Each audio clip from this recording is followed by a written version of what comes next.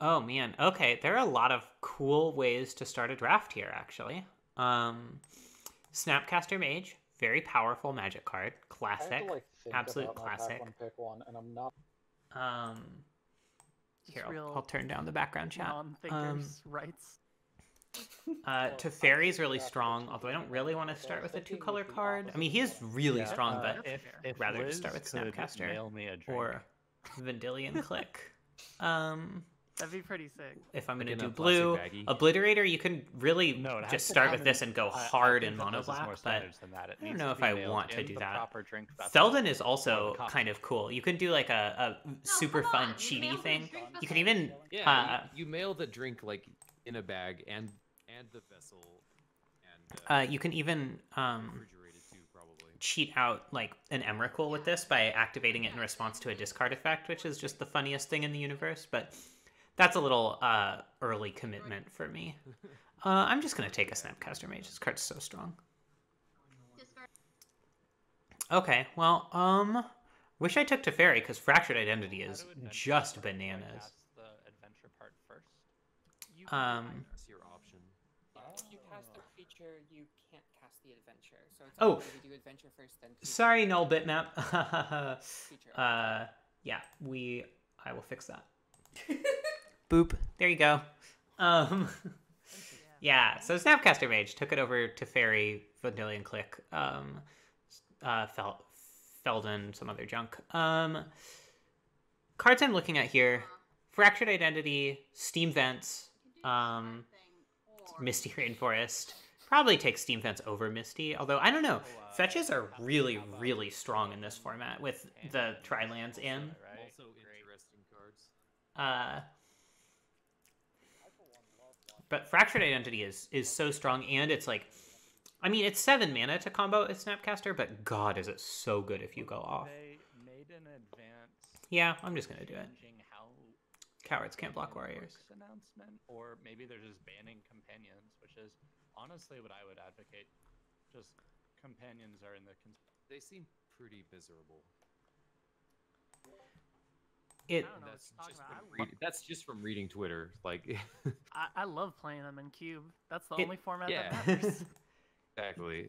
Yeah, they made an announcement saying we reserve the right to update how companions work on Monday, which is the weirdest way to phrase that ever. But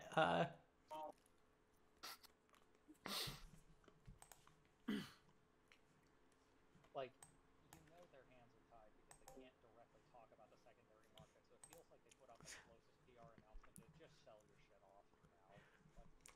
I am taking Preordain here because it combos really well with Snapcaster. Waterlogged Grove also really good.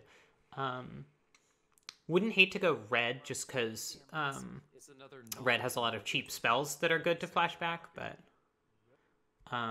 given that I pass Steam Vents, it's going to be a little hard to make the mana work if I do that. Well, this is kind of awkward. Nothing here is really great with my first 3 picks. I'll probably take Revelark. I like doing sort of blue-white, maybe red, maybe green, like value Revelark kind of nonsense. I could also take Avacyn's Pilgrim if I wanted to go Bant. I don't know. But Revelark doesn't commit me to green at all. So it's good with Snapcaster, you know, that stuff. Awkwardly, these are both good if I do go Bant. Neither of them is good if I am just blue-white. So they aren't like good to take and keep open. Force of Negation's all right with Snapcaster. It's not the best, but it's pretty reasonable. Brazen Borrower is good. Body Double is really good with Revelark because you can always bring this back. I might just do that. You can also changes are wonderful days with new metagames. So much more fun. can also get combos going with Revelark, Body Double, and a Sack Outlet, and something that has an enters the battlefield effect. You kind of need a lot of stuff to go right, but you can do it. It is a real thing, like Greater Gargadon or something. I don't know. Maybe that's too cute. That's probably too cute, honestly. Maybe I'm just supposed to take Brazen Borrower. This card's so strong. Well, Elspeth Conqueror's Death is unbelievably powerful, so I'm probably just going to take it over really nothing in my colors. That is an insanely late Craterhoof Behemoth. I'm upset, but I don't want to be that deck this time. It's not anywhere near where I'm going. All right, Windswept Heath is great. This gives me outs to get a lot of blue-white lands, and even to go like blue-white-green if I want to, which I think is more likely than blue-white-black given where I'm starting. Well, is that true? It's like a remarkable pitch. Because like Oh, the beep? Yeah, if you uncheck enable notifications on your packs, that should Yeah. because like black does give me cheap removal spells like Tragic Slip, Victim's Night, which are really good with Snapcaster Mage. Gosharoo.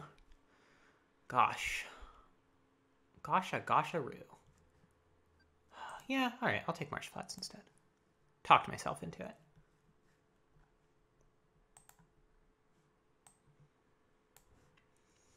Sarah is passing to me. I feel like Sarah ends up passing to me a lot of these, and I'm passing to Evan. What is a for cowards. I have no idea. We're like 6 picks in. I don't have time to think about a curve. On the Charles Long plan, I have picked 3 cards that do anything, and the rest is all fixing. So hello and good luck, nerd. Ooh. That's not a deck. Not a deck That's yet. fine. This is really interesting. Probably taking Boros Signet. I think just like cheap ramp that helps fix you is really good. Connive Concoct could also be really strong here. Like, because you can, get back Revelark, which gets you back a bunch of stuff, potentially. I mean, right now, just Snapcaster Mage. But no, I'm just going to take Boros Signet, though. Also, let's just be red. Like, one thing you can do with Revelark is, like, play Kiki Jiki Pestermite as well. And this sort of, you play Revelark, and it's just, if it leaves the battlefield, you just have your combo immediately, which is kind of bonkers. All right. Let's see. Crucible or Core Hookmaster are what I'm looking at here. Could take Despise to go with, like, Marsh Flats, but I don't think that's super great. Surprised Obliterator Wield. I was considering first picking that. Core Hookmaster comes back with Revelark. It buys me time. I'm looking like I might be sort of a blue-white tempo deck. Crucible is good with Marsh Flats and Thing about like having to change. I'm just gonna names take of cards Hookmaster. or something is a cockatrice compatibility thing. So I was this close to fixing it, and then just like no, there's no way it's gonna get.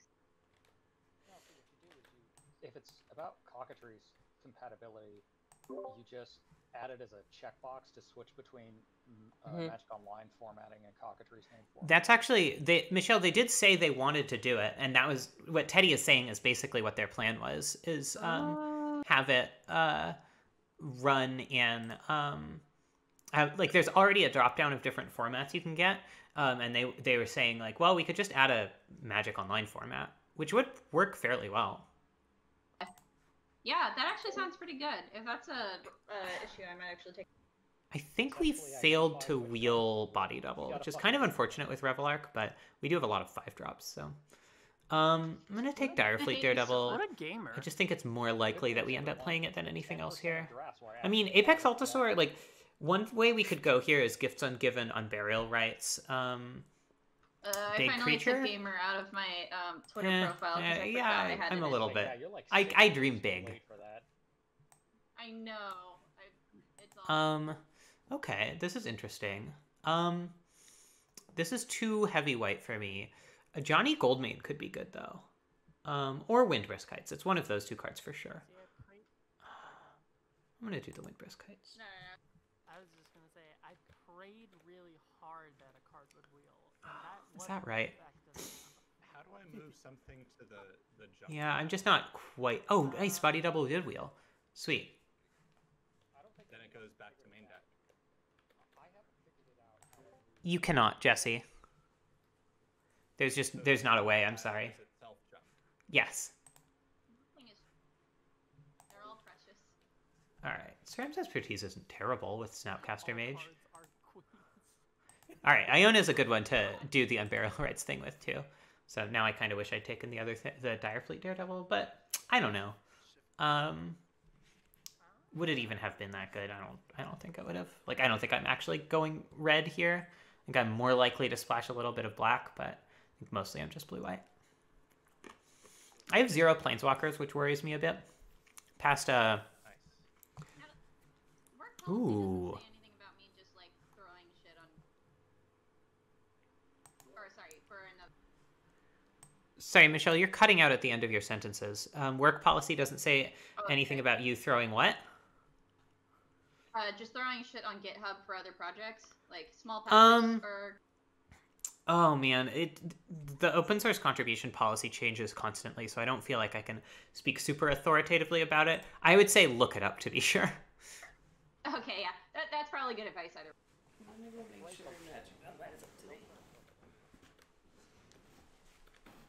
That's not All right. Cold Steel Heart is really good, although we aren't necessarily being as control-y as it would normally be good in. But, like, Oko, though. I mean, granted, we already past some blue-green Everyone randomly lands, but everyone this card's else, so strong. he would hear them cutting out at end of sentences, but no one else would hear that. So the issue might actually be on your end, not That's horrifying to think about, Jesse. I'm pretty sure that I heard her sentence fine. Ah. Oh. What? How did your friend fix this? Didn't. Great. That's very helpful. Thank you. Fucking get wrecked. All right. Rifted Cloudskate's really good, especially if we're being like a little bit more tempo-y, just super disruptive. I really want to take Fixing over almost anything. Really wish I'd taken the white-green fetch instead of this one, but what can you do? Things coming around. Some pretty fuego picks, homie. All right. I All right. feel like I have to make the responsible pick. Yeah. I hate being responsible. You're responsible. So Thalia definitely does not combo with Snapcaster Mage, but she is a good like tempo-y card, and I kind of feel like maybe that's just what we're signing up for here. Like Snapcaster Mage might just be sort of the sideline, and things like this might be the main squeeze. There's a Frostlinks we'll probably wheel from pack 1 too. All right, Scattered Groves, we kind of have to take it. Stolen by the Fae would also be really good. Other than that, there's nothing I'm super excited about here. Nature's Chant is good, but we need the Fixing if we're gonna be splashing Oko. And this gets fetched by Marsh Flats. So. I forget who Valiant is, but could you turn your push to talk on so that I don't mistake the beeps on your screen for mine?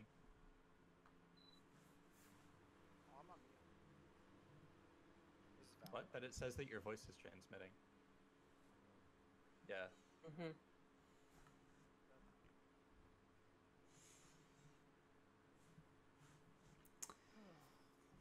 Bloodstained Mire, not a very useful one for me, unfortunately. Exclusion Mage is, though. It's sort of plan A, right? It's good with Revelark, too.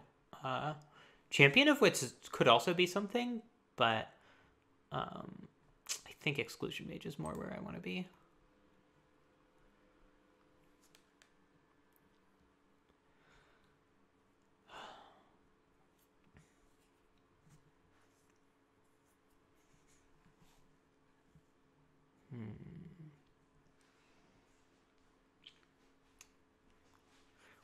How high would I take a Greater Gargadon? That's an interesting question.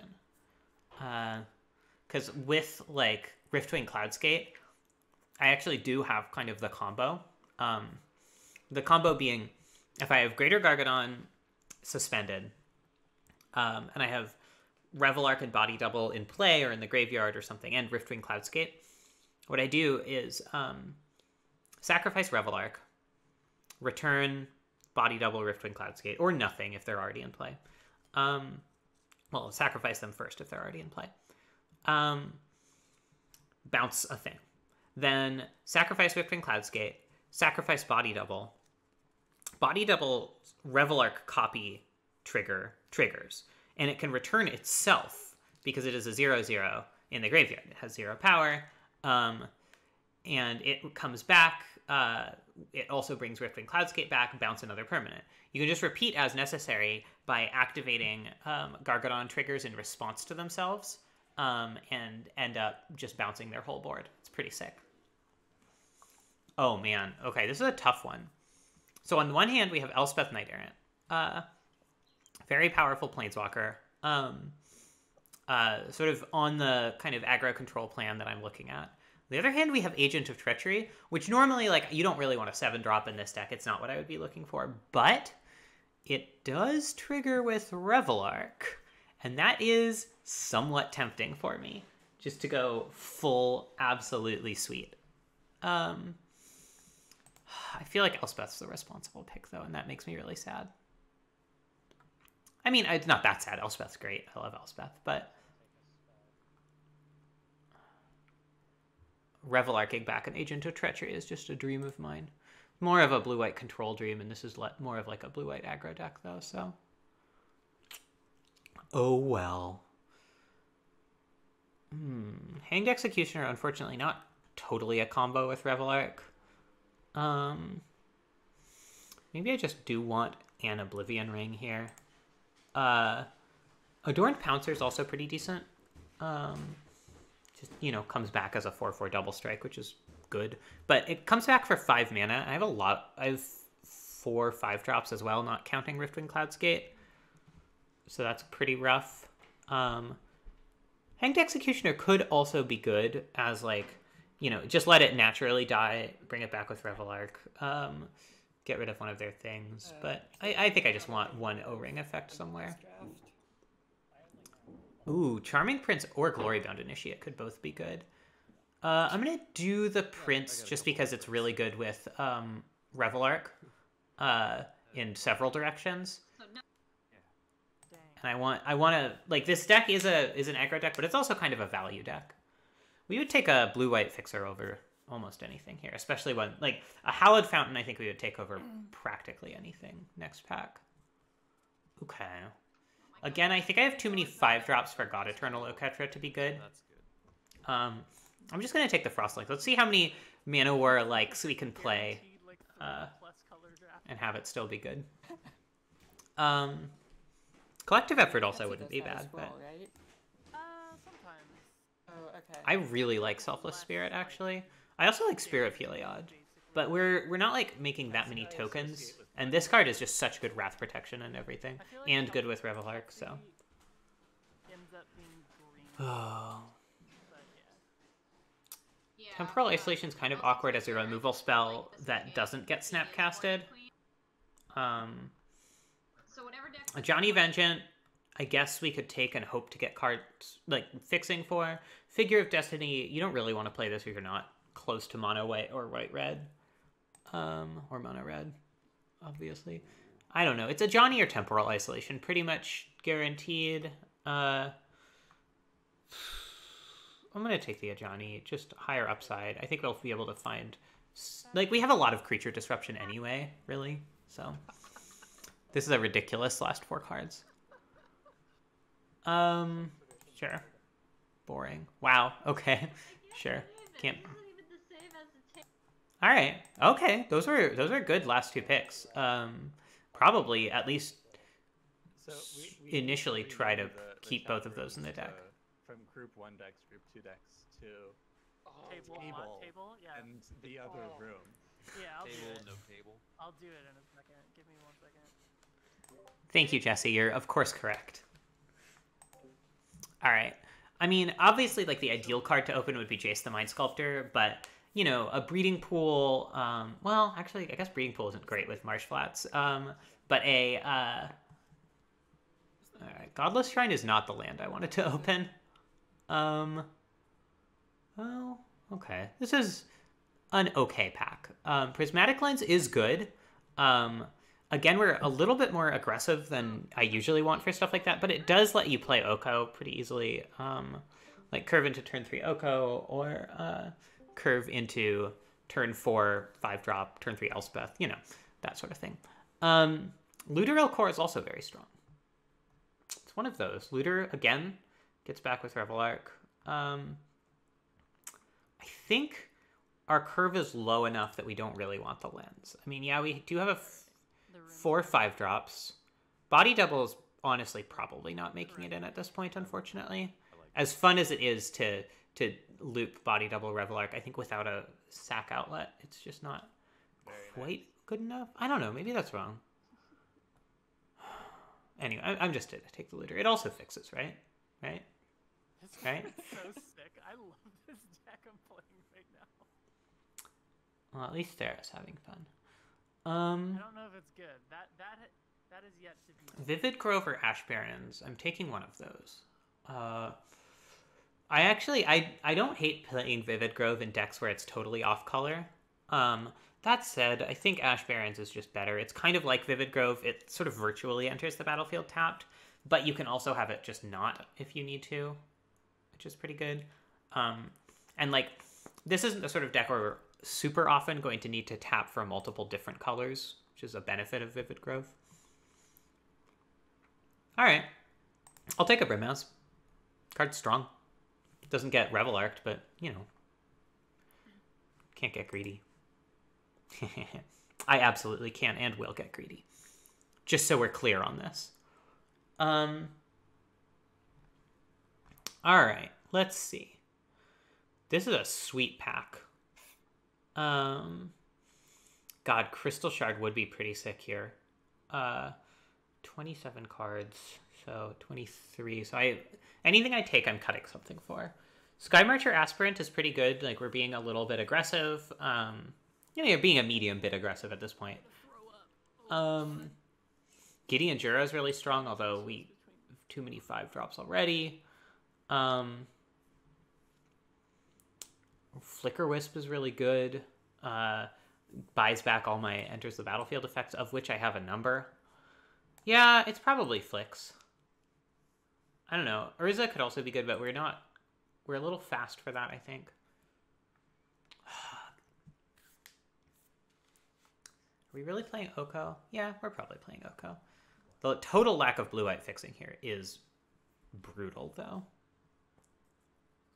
Oh my god, I almost made. The Snapcaster, as first pick Snapcasters go, this is one of the worst I've ever seen. We have, like 1, 2 targets for it? We should probably cut Snapcaster Mage, huh? What a dagger. Actually, a lot of good options here. Restoration Angel, good with our sort of enters the battlefield theme. You know, Flicker an Exclusion Mage, Flicker a Frostlinks. Just kind of strong. Generically strong. Flicker a Charming Prince to Flicker a something else.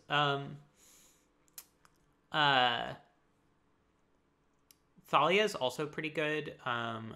It lets you crack in. What's our curve looking like? We have 3, 4... No, we have a lot of 3-drop creatures, actually. So I think probably taking the resto is good. Dauntless Bodyguard is not out of the conversation, but I do like 1-drop white creatures. But given that so many of our lands enter the battlefield tapped turn 1, I think we can afford a little bit less to play them than we might otherwise. There should be a button to shuffle the cards in the pack before you send them to the next person.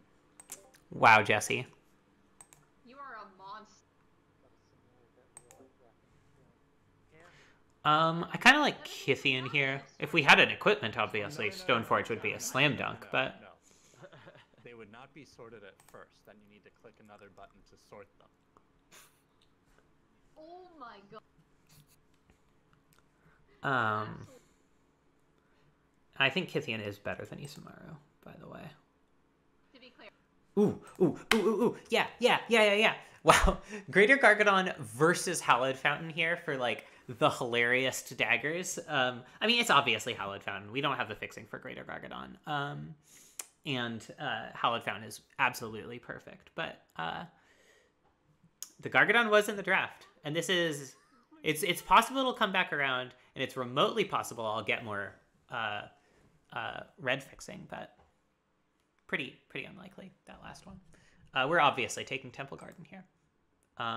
Probably cutting Scattered Groves, because we really don't want lands that enter tapped if we can avoid it. Yeah.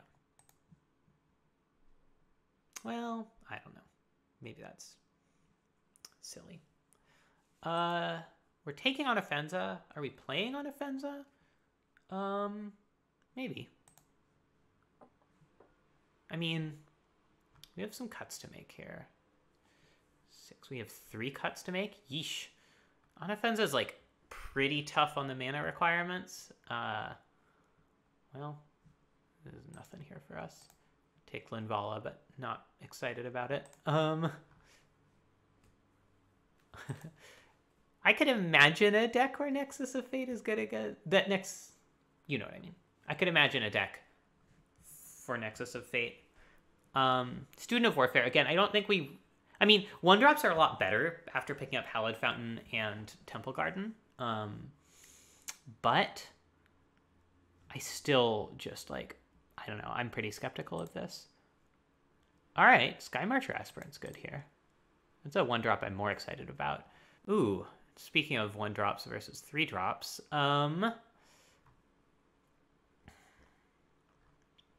it's a good question, actually. We have a lot of 3s. Thalia's a powerful 3, but she doesn't really go with the rest of the stuff we're doing. Yeah, I'm just going to take the 1. All right, I think Boros Signet gets out of here. I really like Revelark. I don't think we can cut any of these 3 5-drops. Man, SRAM's expertise is actually pretty good. Wow, okay, just every 1-drop we could possibly want, huh? No one else is doing white aggro, that's for very obvious. I guess I will do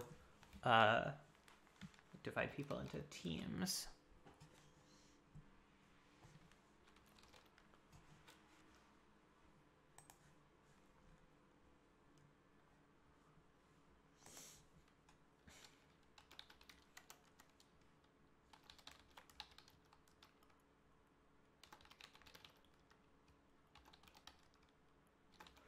Wow, we even got the Dictate of Heliod. That's like, we might play that. All right.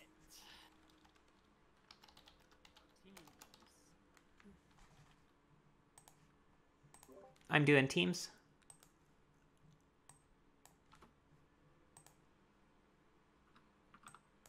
All right. Val, Down. me, Jesse, and Ferns versus Teddy, Damn it. Evan, Sarah, and Michelle. Who caught table? Who's Wait. team? Table? I thought that Teddy had table. Did Teddy he? had I don't table. know. Yeah. That's why I they was have table. asking. Val, me, Jesse, Ferns. Okay. Get out of here.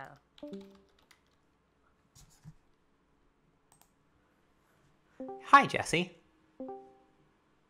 Stupid, not table.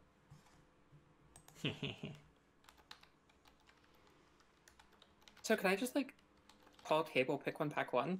No, it has to be after you pass the final card. After you pass the last card you are going to pass in pack 2. So basically like 9 of pack 1. Sorry? Wait, you're kind of cutting out there, Nat? Sorry, I don't know Pick how to fix that. 14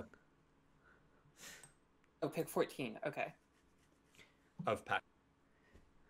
Well, specifically, you have to pass your last card in pack 2. So it's not when you get your last decision, it's when you pass the card. So some people very quickly choose a random card of their last 2 so they can call table. All right, how are your decks? I drafted red, white, blue. So I have Splinter Twin, Kiki, and Zealous. Oh, nice. I hated I'm the also a Pestilence from Whirlwind. you. Yeah. I got the resto. I But drafted. Sorry, go ahead. Zealous is my only way to get the combo. It's my only half of that combo. I guess it's just Twin and just Pestermite and Zealous that are that half, and then Splinter Twin, Kiki are the. Or is Deceiver XR? Deceiver XX in.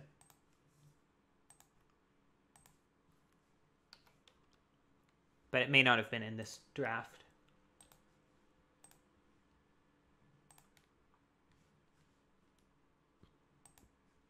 I'm like blue white aggro splashing green for Oko.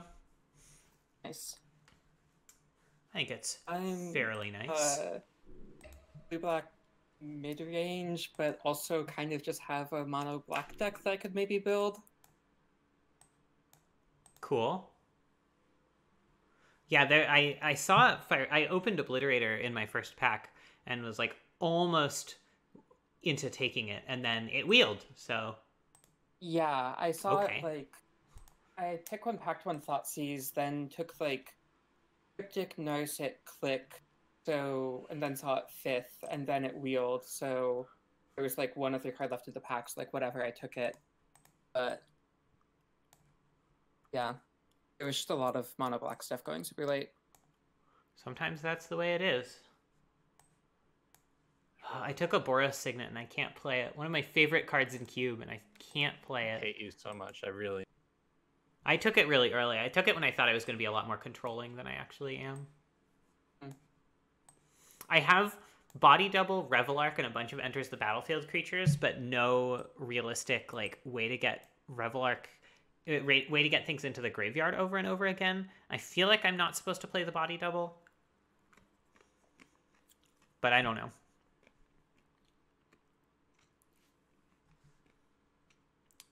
That was a solicitation of input. Have many like big targets if you're like aggro. By the way, Val, if you're saying anything, we cannot hear you. I'm not. I got a mute switch on my headphone that I'm using. Got it. Ferns, I don't have any big targets. It would just be sort of for the value of. I have a bunch of like I have Core Hookmaster, Exclusion Mage, Frostlinks, Flicker Wisp. You know, like a toolbox thing. Yeah, but so Revel Arc is clearly very strong here. Body Double, I think I it's just too cute and I have to cut it.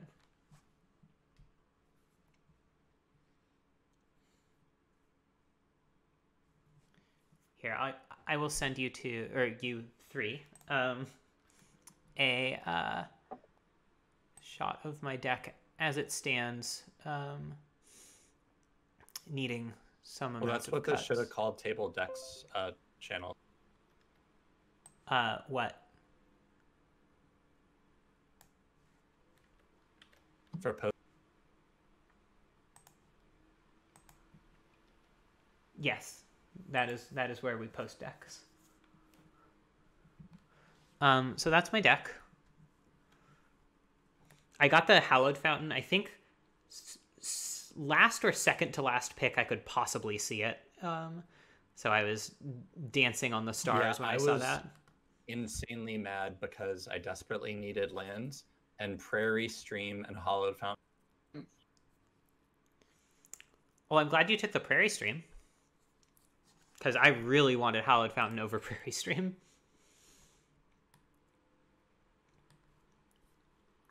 Yeah, I wasn't really sure. I kind of mentally flipped a coin, but Yeah.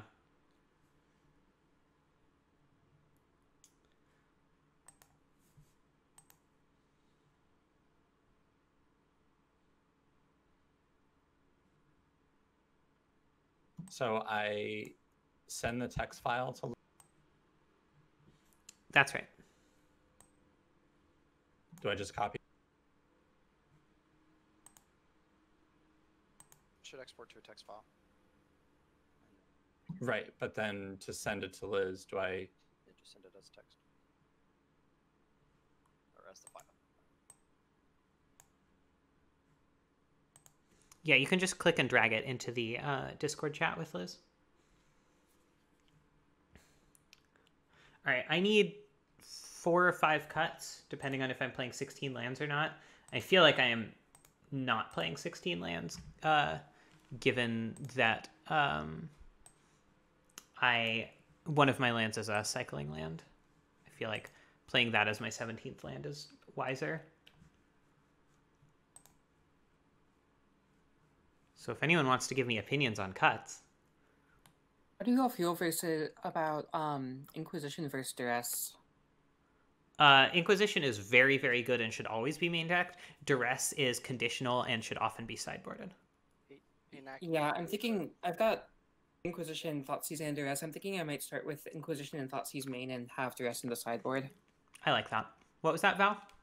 Can you send me the instructions? They're pinned in the Quarantine Cube channel. And where? Do you see the little pin icon at the top? There we go. Thank you. Yep. So cards I'm considering cutting. I have 4 5-drops right now, which is probably too many. I really like Dictative Heliod in these decks because it gives you so much long game, but it's... I mean, maybe it's better than Elspeth Conquers Death here, given that I don't have, like, really great stuff to get back. Like, my biggest things to get back are, like, Revel Arc, I guess, technically. Brimaz, Elspeth, Resto and Elspeth Oko. are both, yeah. Yeah. No, I mean, I have real. Yeah, I mean, I think ECD getting back like a 3-drop is generally fine. Yeah, you're probably right. But then what do I cut? Do I cut Dictative Heliod? I mean, obviously, I can't possibly cut Fractured Identity, right? Sorry, real quick, what's the trick to get split? Yeah, I need that too. It's written down in the document. That's pinned to the Quarantine Cube channel. Find it. Oh, there it is. Import your deck. I feel like the 5-drop I cut has to be Dictative Heliod or Elspeth Conquers Death. I feel like I shouldn't be playing 4 5-drops, but maybe I just should, and I should cut, like, other stuff? I don't know. Yeah, I think I like Moo in your deck. She threatens ultimate, like, relatively fast for a 3-drop Planeswalker, and it's pretty hard to beat for a lot of slower decks, and, you know, I think you have enough, like, cheap early removal to protect her pretty well against faster ones. Mm-hmm. Makes sense. I like your chat name.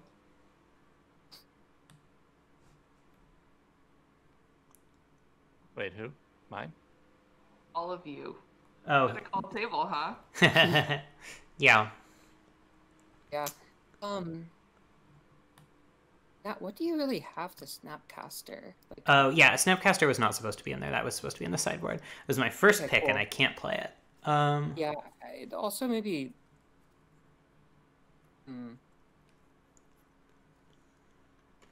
I might cut, like, 1, 2, and 1, 3 just for, like...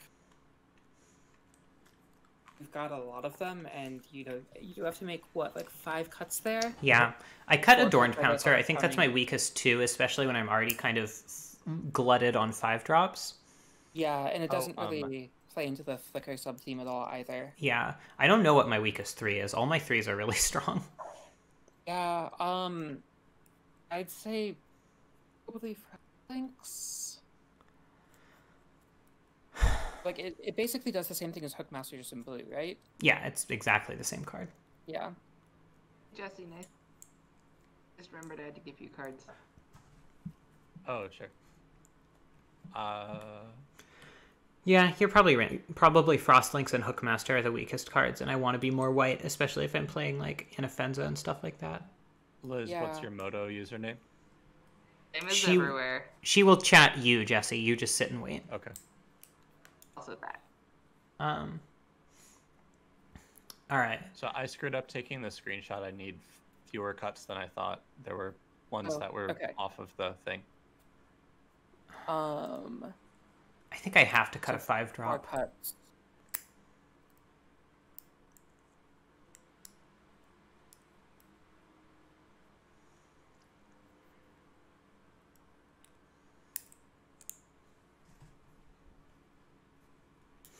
Oblivion Ring's gotta just be good enough, right? I imagine so. Just Although answers. you do have, like... Let's see, you've got Hookmaster, Exclusion Mage, Borrower, Yeah, I have ways of getting rid of creatures for sure. Wing... I don't have great ways of answering powerful planeswalkers other than like Fractured Identity and I guess Elspeth Conquers Death. Yeah, I mean, to an extent, like borrowing and Cloud's getting them, but that's not necessarily great. Yeah. I feel like I cut Dictate of Heliod. I feel like it's just going to be worse than Elspeth Conquers Death here. I think so. Yeah, it seems like something for the board probably. Yeah. Um, I could also, with only 3 5-drops, I could get away with playing 16 lands.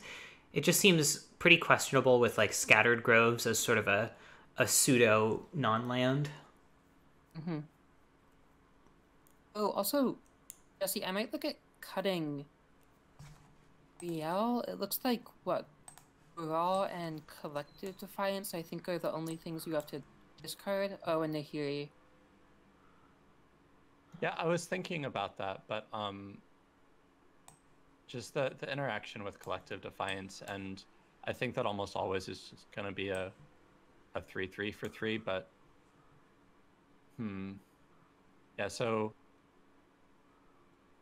I thought there was something else.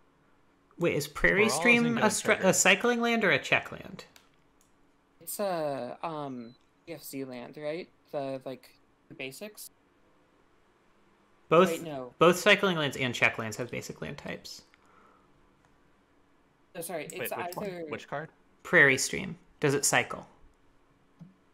No. it's the ETBs. Yeah, I impact don't if you have 4 more love basics. Riel here, especially on the sort of pseudo splash. So let me send you an updated one, because that one had, I think, 4 cards in it that are not visible.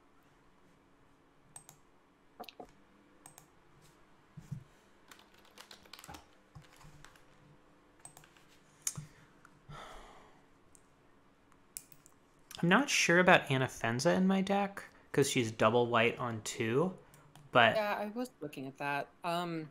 like I do think she's pretty strong given that I'm playing, 18 creatures and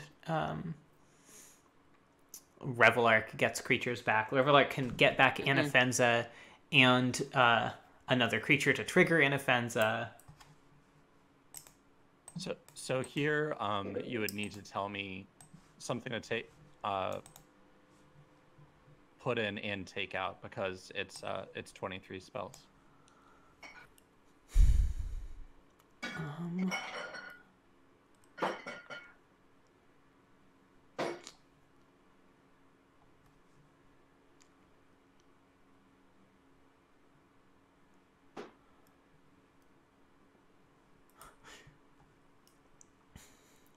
I like the 5 blue cards, 2 of which are double blue.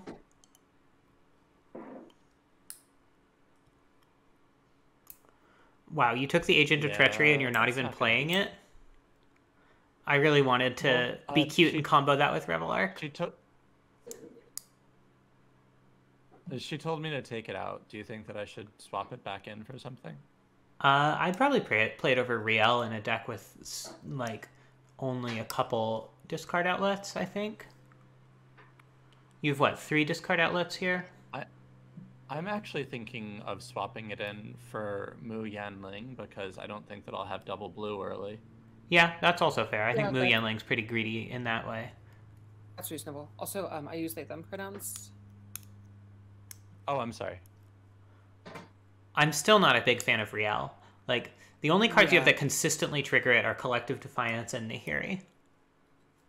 Yeah, and if you're not triggering her, just a hard to cast Centaur Cursor seems not very good. Yeah. I think, Phoenix of Ash, Light Up the Stage, Hangerback Walker, Earthquake are all better. Okay. Of those, I actually like Phoenix of Ash a lot in this deck. I feel like it's going to be a way for you to sort of win the game. It's a surprisingly grindy card when it needs to be.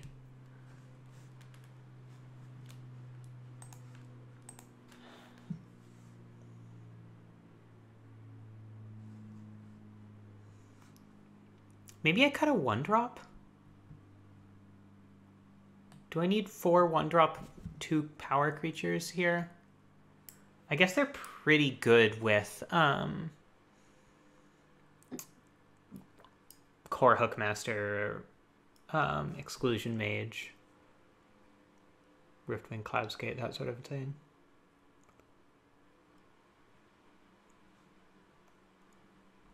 I thought I had a...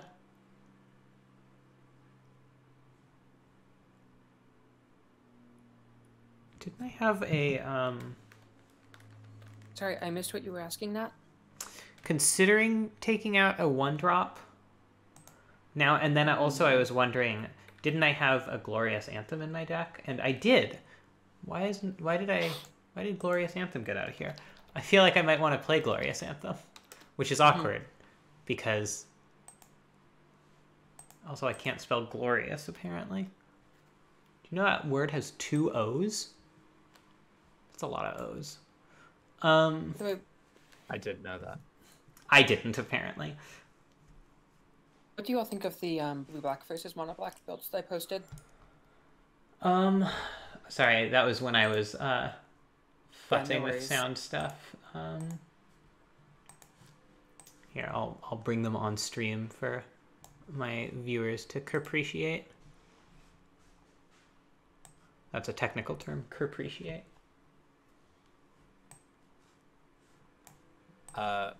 I'm barely looking at it, but the mono black one doesn't have Ancestral Vision, so I like the one with Ancestral Vision. Yeah, I definitely think that the blue-black is stronger, just like the mono is a little bit shakier than I would like.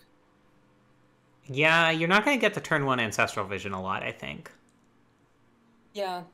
I don't know. I kind of like the blue-black. Oh man, Cryptic Command. I kind of like the mono black. Cryptic Command seems really rough to me. Yeah, like I should probably just like move that into the 5-drop pile if I'm... Yeah. I like the mono black. I think Obliterator is a really good reward. I think like, you know, you still get to play Ashiok and Fallen Shinobi, which are some of your best cards. But like, what are the really powerful cards you're giving up? Ancestral Vision, which you can't reliably cast early. Yeah, like it's mostly like Vision, Click, Cryptic, which like all have like, yeah, they're all heavy mana requirements. So I think I like the mono black more. Yeah, it makes sense. I just like haven't cubed with mono black a ton, so I'm kind of just like a little skeptical of it as an archetype. It's pretty good in my cube traditionally.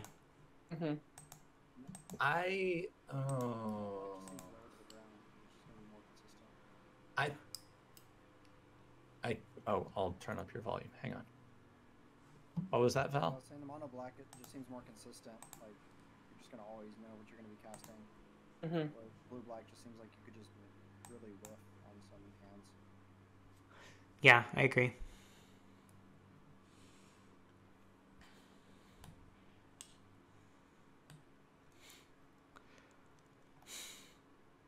I put in Glorious Anthem, so now my deck needs 2 cuts again because I'm a dumbass.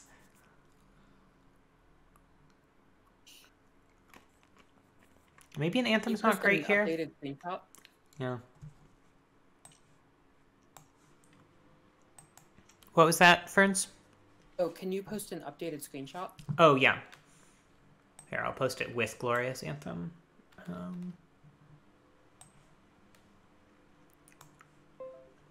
And what do you think of Shelldock in the mono black build? Probably no. Oh, I like it, I think. Okay. I mean, I guess it like only really sucks with Obliterator.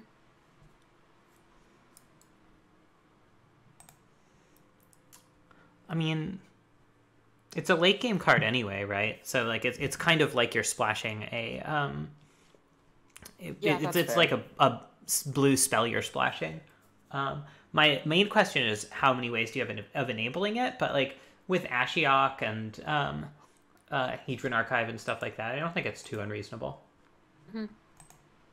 Wait, how does Ashiok help? Because it's any player has 20 or fewer cards. Wait, really? Yeah. Oh, I didn't know that. How long have you been cubing, Jesse Mason? I blame Runeterra. There's a mechanic in there that's Shelldock Isle. So yeah, I posted my updated deck list. I think I take out Glorious Anthem just because like Yeah, you're not really I'm making not. any tokens or anything. Yeah, I feel like if I were like I have a SRAM's expertise in my sideboard, which I could play, but I just think the power level on that isn't as high as everything else I'm doing. Mm-hmm. I don't know, maybe that's wrong. Like one way to build this would certainly be like put in Glorious Anthem, SRAM's expertise, Dictate of Heliod, take out like Oblivion Ring, Elspeth Conquers Death, Preordain or something. The Oko seems. How many lands do you have to get? Four. 5 because I'm playing a basic forest. It's pretty strong. Yeah, Oko's you. I don't think you've played against Oko enough to really understand Jesse, Yeah. but like, think about it as a like. There is a strong argument to be made that Oko is better than Jace the Mind Sculptor in Cube. Right. I understand that, but it's kind of a double splash for you, right? I'm pretty much main blue. Oh, okay, yeah. Yeah, but I guess there is like some tension in that. Like, there are some hands where Marsh Flats is gonna want to fetch both Hallowed Fountain and Temple Garden. Yeah, I'm like I just don't think it's that bad to have Oko sitting in my hand if I need to for a bit. Yeah. Right. Is this 23 spells or how many? That what I sent you is 25 spells. I cut Glorious Anthem and I need one more cut. Things I'm considering are like Onofenza, Dauntless Bodyguard, Sky Marcher Aspirant might also be the worst one drop. I'm not sure. Oblivion Ring. How many blue sources are you gonna play?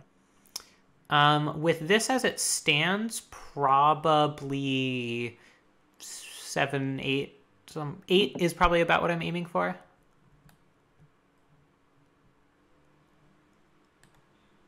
So 5 basic islands.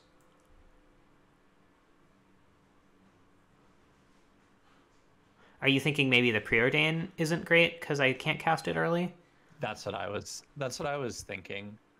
But I can kind of see an argument. I still think it's because pretty you're not decent if playing you it play on it. 1, right?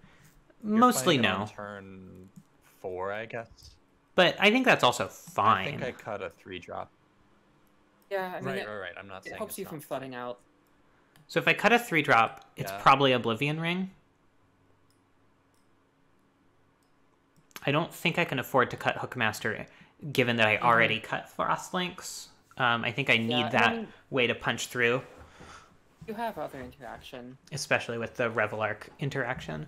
And Oblivion Ring just, like, it's good, it's a good card, but it doesn't interact with anything else I'm doing. Yeah, alright. I like cutting Oblivion Ring. And then this is 23. Counting Scattered Groves as sort of a half spell, half land. Alright, cool.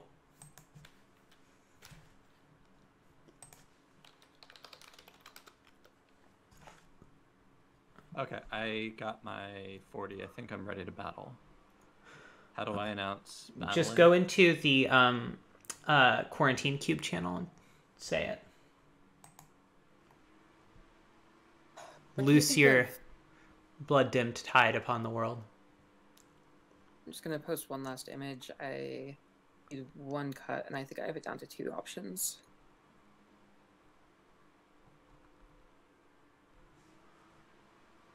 What are the 2 options? Cryptbreaker and Duress. Cryptbreaker and Duress. I think I cut Duress mainboard over Cryptbreaker. I'm curious how Cryptbreaker is, but it is one way of sort of getting the Shelldock active and stuff like that. Yeah. Yeah, it seems like an easy sideboard swap. Like, I've been having technical difficulties. So I got my deck up. I think I'm good. Not any cuts.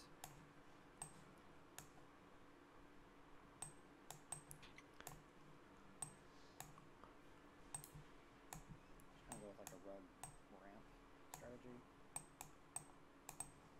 Sure you don't want any input on it, Val? Oh yeah, I'll take whatever.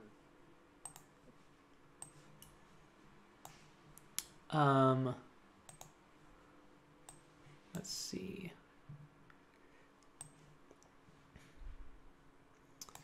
You end up with the Lutri again, huh? I've been really impressed with the Royal Scions, so I'd probably try to play that if you can. Yeah, that was my last cut. I like it more than like Dismissive Pyromancer, for example. Yeah, I was just gonna mention that one. Okay. I don't know how much I like Crystal Shard here. I feel like you have a fair amount of fixing otherwise, and it's like it's not a very great card unless you are really taking advantage of the fixing. Like 3 mana to ramp you 1 is just not super where you want to be. So I'd probably swap. Sorry, what? You mean Chromatic Lantern? Yeah, Chromatic Lantern. I'd probably swap Chromatic Lantern for Royal Scions. Crystal Shard is also a little iffy. You don't have a lot of enters the battlefield effects that are good with it, but I mean it's a fine card on its own. I guess it's good with Lutri. Yeah, I guess Lutri makes Crystal Shard worth it. You don't have quite as many cheap spells as I would like to see with that, but that's probably fine. Yeah, I've noticed I like Lutri more with like Suspend. So then it's just free. Sure. Yeah, it's just kind of free. Like she's just kind of free. Let's see. So if I play 5 planes, that's 5, 6. Okay, I'm 7, dropping out because I'm 8, battling Michelle. 9, Good luck, 10, everyone. 11 white sources. That should be fine. Good luck, everyone.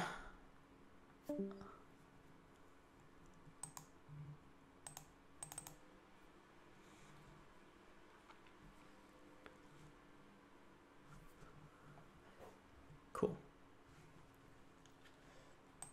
All right, stream, let's get drafting.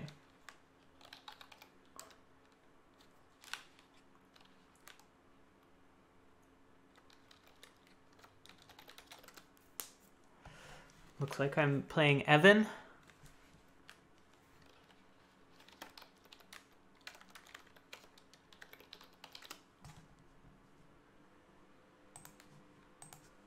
Here we go. Greetings. Yeah. Nice use of the general channel. Thank you. We really need one more channel, one more voice channel for this, but okay. So there's also like DM voice chatting. The problem with that though is like it's really if you're waiting between rounds, you really kind of want someone to want to be able to go spectate a match and chat with people. So I don't know. Well, whatever. Oh shoot, I may not have selected allow watchers. I'm just gonna back out real quick. That's fine. You win this round, Sir Box a lot.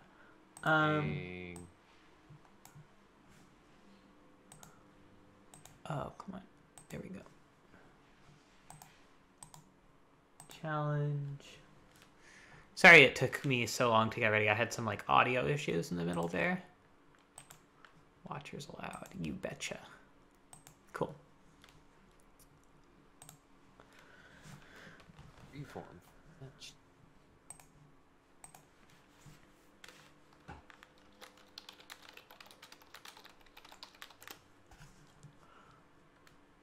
I would love to play first.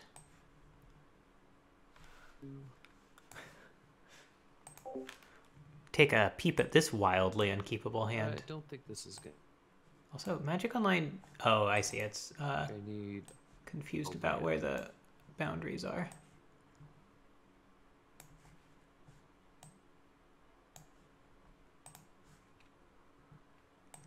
Sounds like Evan's mulliganing too. All right, this is great.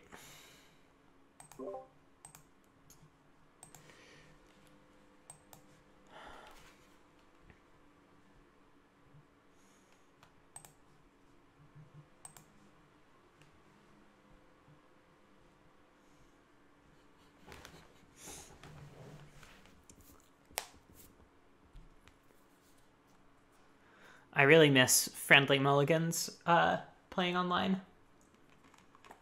Right. Breaks my heart. That can't do that.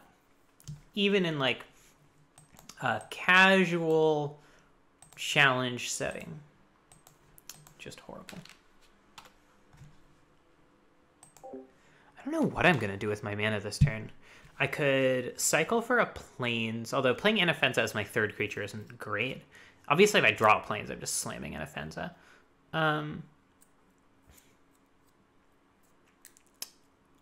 Okay.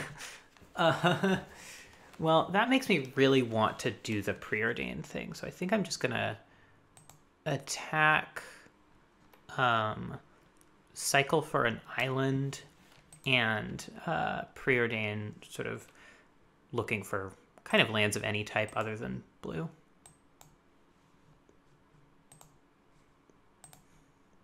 Ash Parents is so strong. All right, Temple Garden is great. Actually, Brimaz is also great. Perfect.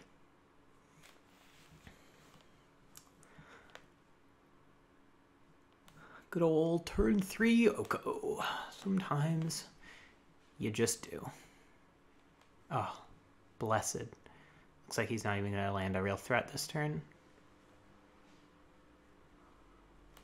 Probably just like making foods, making elks till the end of time. Yeah, I'll take 2 life. 2 life is a fair trade for the Thief of Crowns. It's a big oof. Yep. Actually, he's an elf. Oofs are the, like, furry ones. Big.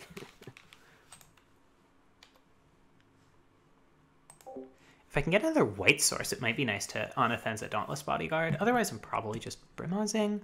Like, I don't think I gain a lot out of trying to, like, hyper-maximize my on-offensive value. Could get Banishing Lighted here. I have the O-Ring, obviously, but nope, nothing. Well, let's just see what happens, I guess. Play an island so that if I, for some reason, do need to protect Kithian, I can land a Dauntless Bodyguard afterwards.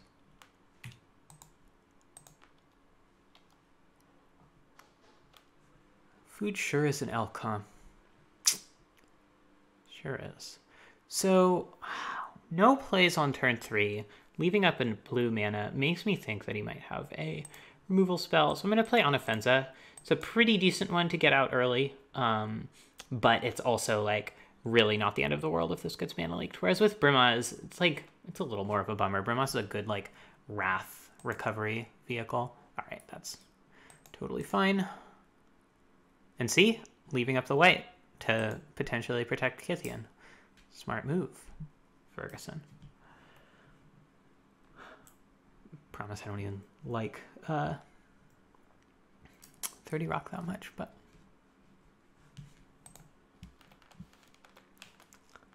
all right, Oko down to 5, which is just fine. Just doesn't matter.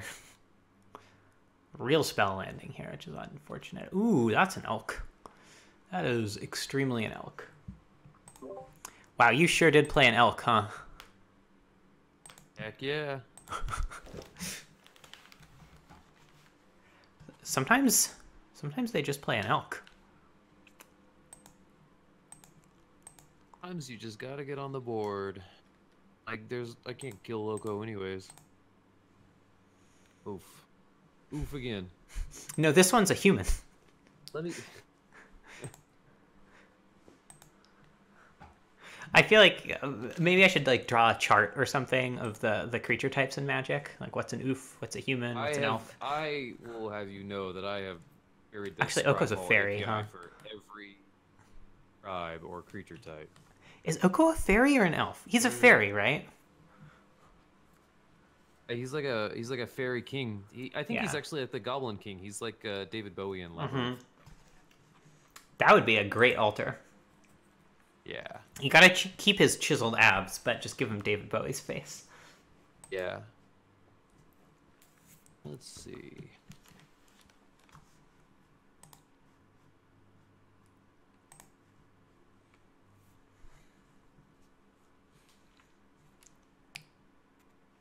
Look at that boy. Look at that topless twink. I actually kind of like the normal art better, but you sort of get what you get with Magic Online cards.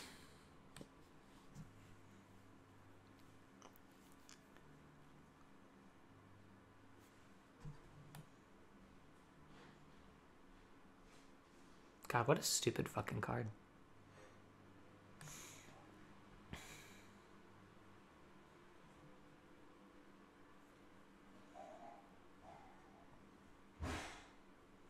Okay. Let's see. All right, what are we sideboarding against, like, Esper control-ish thing? I mean, Kevnet's really scary. I probably want that O-ring in. Kind of regretting not taking, like, Collective Defiance, although, I don't know. It's so hard to make cuts in this deck. I guess, like, Exclusion Mage, Core Hookmaster, Brazen Barber are all good against Kefnet. Fractured Identity, kind of.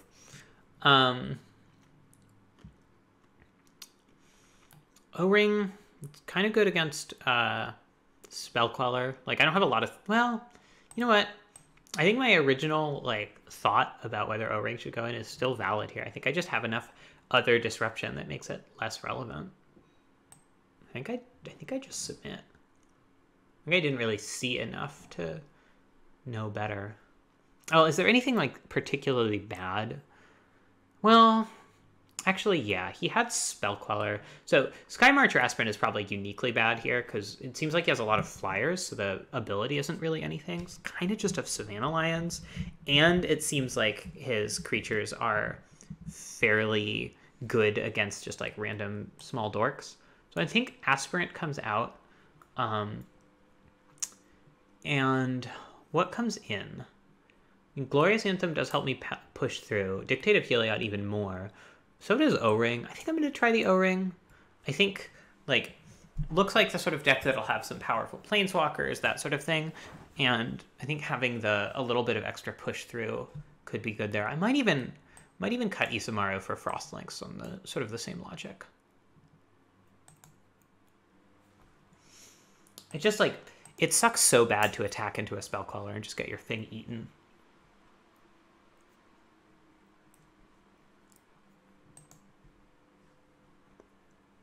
Yeah, this is fine. It's not great, but it's fine. I mean, you know, you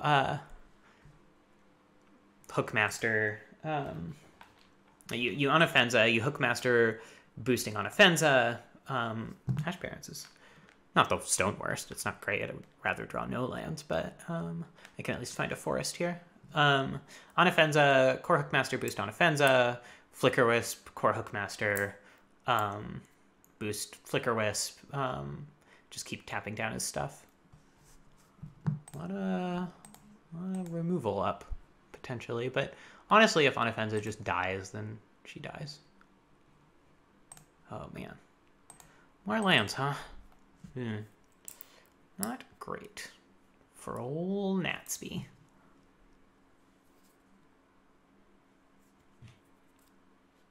Yeah. No immediate removal spells, so that's nice. Definitely just hook mastering whatever enters the battlefield here. Nothing, huh? Not sure what to do about that. Oh my god. Well, I mean, I could play the forest because he knows about it, but I want to make like I have things to do. I guess I just start beating down. Like, I don't think I'm supposed to hookmaster for no value. What is this? It's not... Yeah, okay. Confusing. Very confusing. Not really sure what's going on here. Prista.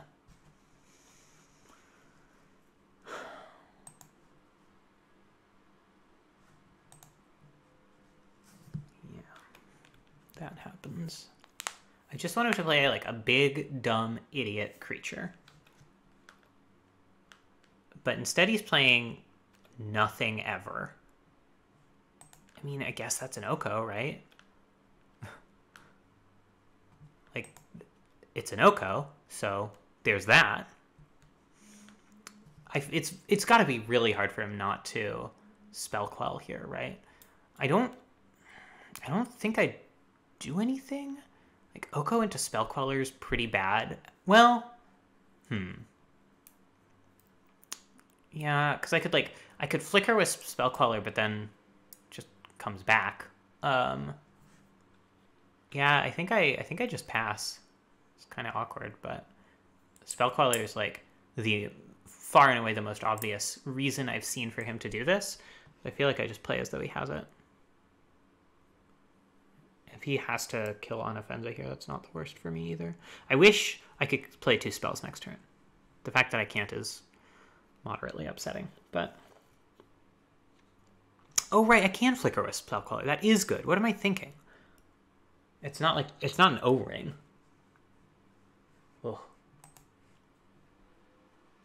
Well, I should have played Oko.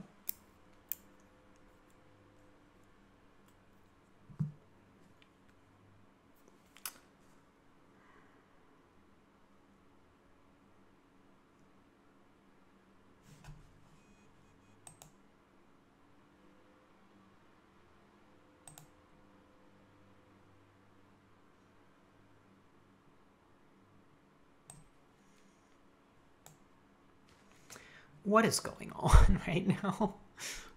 What is happening?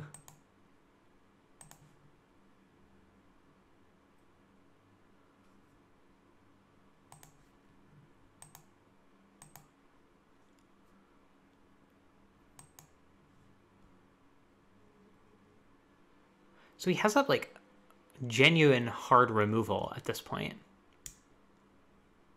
But does that even matter? I don't think so. Like, Restoration Angel actually doing work. Gives me some game at instant speed here, so I'm not wasting my mana necessarily by holding it up. And, like, as he points out, Anafenza is really doing stuff here. There we go. Finally, action. You love to see it when they just wrath your 2-drop. Yeah, your 2-drop that got in for 6 damage. Mm-hmm. Love to see it.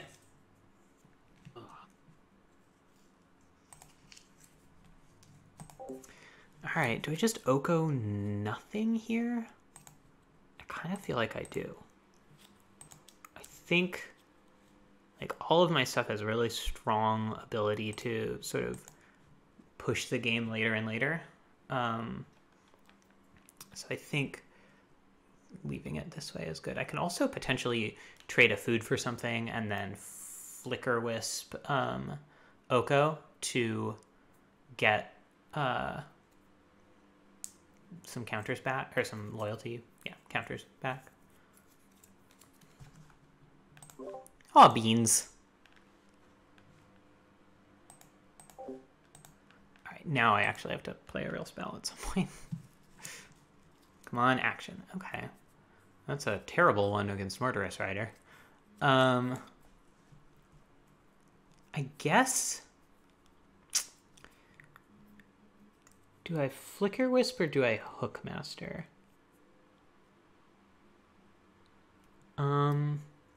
Hookmaster's better to flicker later, but I think I just Flicker Wisp. Flashback, or put my planes back up.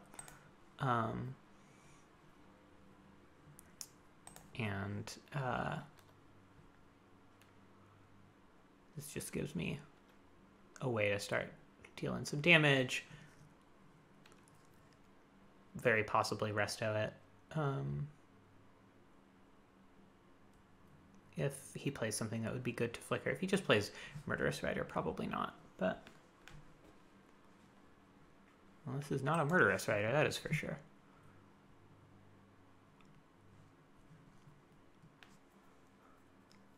This is somehow another Wrath. What I could do is resto, flicker my resto, and then it's no different than just playing resto after the Wrath, but it's cute.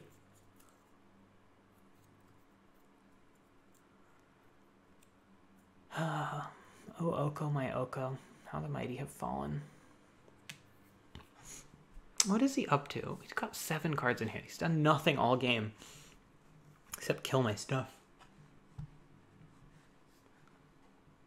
Okay. Okay. So now what I can do is on his end step,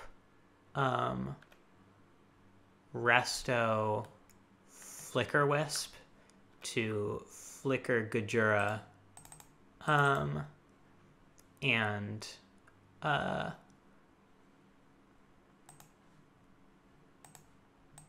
get it out of the way for next turn. He still gets it the turn after, which is annoying, but I get in 6 damage here, and that's pretty all right.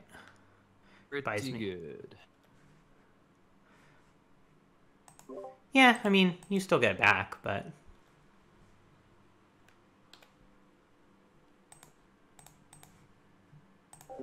no real reason not to play Looter. I mean, he could have Damnation or Day of Judgment or something, I guess, but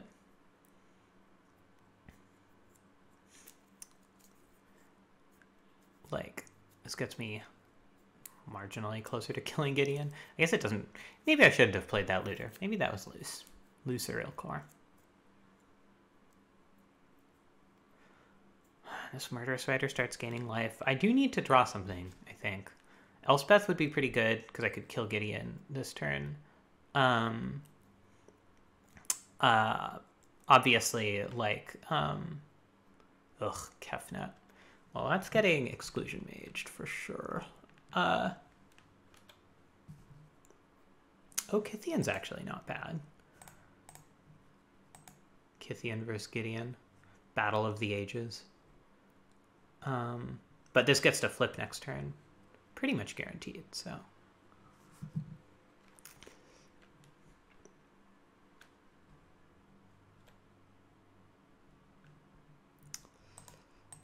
One more damage.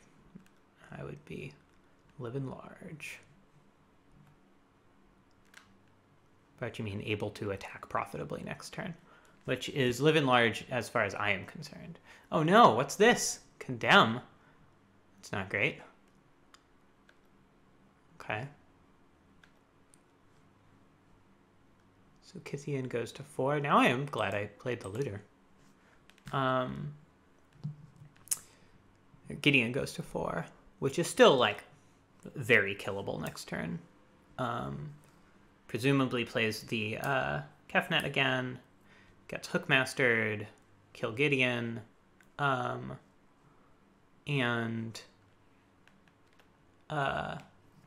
then finally I will be able to attack, although he'll have a Murderous Rider that I don't have a super obvious way to deal with. What does this flip to? Not amazing. That's good. Don't get me wrong, but it's not like great. It doesn't really kill things. Just kind of what I want. Yeah, I think resolving the Oko the first turn I drew it would have been a lot better. I don't know. Maybe I would have just played more into Wrath. I mean, it seems pretty clear at this point. Well, maybe not. Maybe it is not clear that he has, that he doesn't have Spell Queller. I guess he hasn't really had an opportunity to use it against a particularly valuable target. Mana War is interesting. I guess Mana War plus Murderous Rider is a pretty good play here.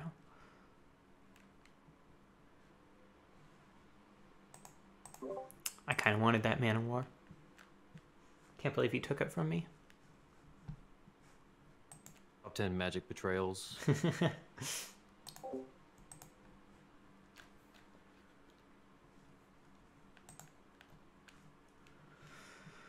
Yeah, that's good. 'Cause I don't really like. I'm gonna have to trade this Exclusion Mage, pretty much guaranteed. I mean, so I still have a lot of good draws. Ooh, does that win me the game? Let's see, 3, 6, 7, 8. So yeah, I think so. Because not quite. He goes to 1. And has to trade Mana War for Exclusion Mage.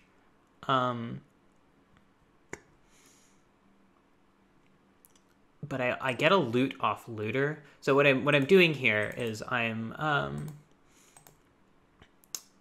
Riftwing Cloudscape bounce Gideon, so his +1 is not active this turn. I mean, the other option is I could bounce Mana War, tap down Murderous Rider, and kill Gideon. Maybe that's better. So if I bounce Gideon, I get to bring Evan to 1, force a trade here. Then he resolves Gideon again next turn, which isn't great, but I do have a lot of, well, some amount of answers to that. The other option, bounce Mana War, tap Murderous Rider, kill Gideon. Leaves him at 5. I don't get a loot. He gets Kefnet next turn, and I'm like, then I don't have a great attack around that, so I can attack into it, sacrifice Restoration Angel, and that is 5 damage if nothing else happens. Yeah, that's probably the safer play. I feel like if I draw something that effectively answers... That's a pretty interesting decision point there. Yeah, I've just been talking it through on my stream. 1 damage short of just straight up killing you. Yeah. Pretty good. Get Gideon out of there anyways. Yeah, because, like, you know, if I draw a Twisted Reflection, or whatever that card's called, 3 white, blue, exile something, make a copy, like, that's still gonna be really good for me here, and that's one of my outs. If I draw a Flicker spell for the Riftwing Cloudscape, that's probably still gonna win me the game. I think it's just going to be generally harder for me to deal with Gideon than it will be for me to deal with whatever's left in his hand now. And he doesn't even really have a good bounce with Mana War at this point. Like, Looter Core, I guess, is the best just because it doesn't have an enters the battlefield effect. But that's paltry. I feel like he just has to play... Bird God. What's it called? Kefnet. I kept wanting to say Oketra, but that's not it. Okefnet. Don't think I can get my way out of this one either. Oh, is he just going to concede?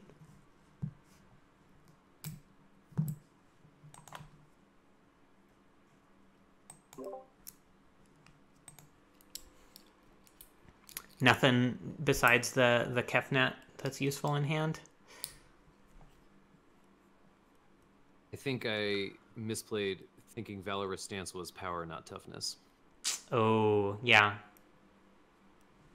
I've had that in hand for a little while now. Yeah, getting rid of the resto would have been really good. Yeah, being able to kill it like 2 turns ago. Yeah. Oh, well. I don't think that I can save damage. Yeah, you need to get rid of 3 of my things right now. One of them gets blocked by Kefnet, but Looter gets through. Can't bounce anything, so that's useless. Although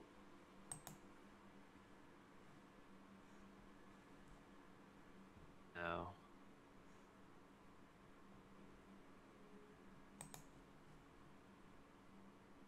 Still 5. Well, here.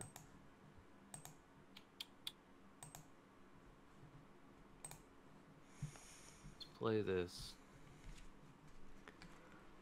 Do that. One thing gets blocked and you have 5. Yeah. All right. Thanks for the games. GG's. Too slow. Can't win any dang dice rolls today. Must be tough. It's the most important part of the game. All right, I think this is a keeper. I mean, obviously we would prefer planes somewhere, but Looter helps us find them. Brazen Borrower is good. Fractured Identity is just insanely strong, so I like keeping it in my hand. Charming Prince without any, like, things to flicker is a little awkward, but whatever, we'll find some. Probably looking to discard Flicker Wisp, just because the mana requirements are harsh. Also, we did just learn, but also it's right here. Sarah has Gyruda as a companion, so we're just dogs in this fight regardless, I guess. Interesting. I guess we still start with Forest Looter. No reason to take damage right now.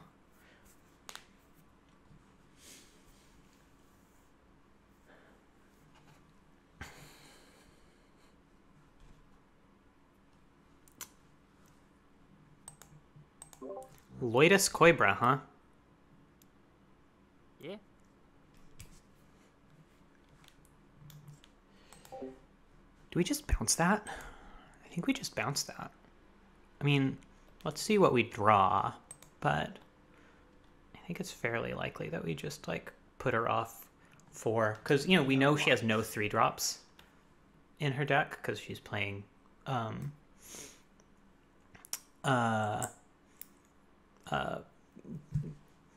Gyruda. I think we're actually discarding Charming Prince here. We don't have any especially great enters the battlefield effects. The Scry wouldn't be bad, but we have a lot of good 3s to play, so...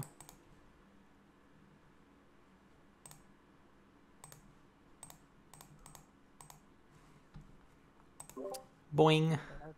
That's a good card. Well. Here he is again! The guy! The man, the myth, the legend. You know him, you Lotus him. Oh, my nice and good friend. Why would you do this to my nice and good friend? Who's to say? I mean, we're just slamming Oko, right? I feel like we're just slamming Oko. Oh, that's a card. Yeah, he's a boy. He does some stuff and a thing or two.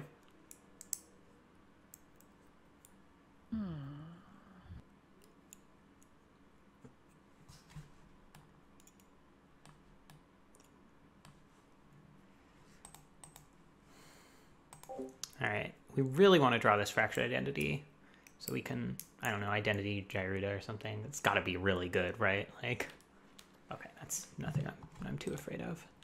Oko goes down to 4. If we don't draw, I mean, we're probably not Fractured Identitying here anyway, so we're probably just slamming Brimas and making the food into an elk. The Beef of Crowns. What did you say? The Beef of Crowns. Sorry, the first like syllable is cutting off. Beef, like cow meat. Oh, great. Is my microphone being choppy again? Kinda. Ugh, I'm so sorry, Sarah. It's okay.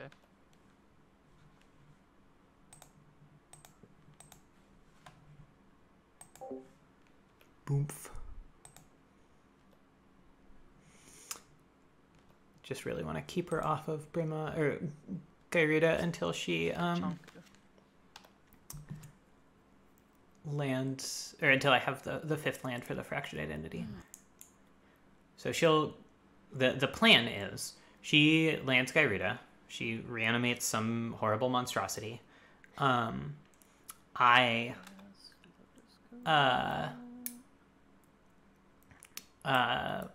make whichever is worse of Gyruda or the horrible monstrosity into an elk, and then I Fractured Identity whichever is better. That's the plan. We'll see how it works out. Ooh. That's a scary lady. I don't like her. Stop taking my shit hostage, please. Well, that less of a hostage and more of just a throat slitting, but sure. Yeah, you know, that happens to hostages sometimes.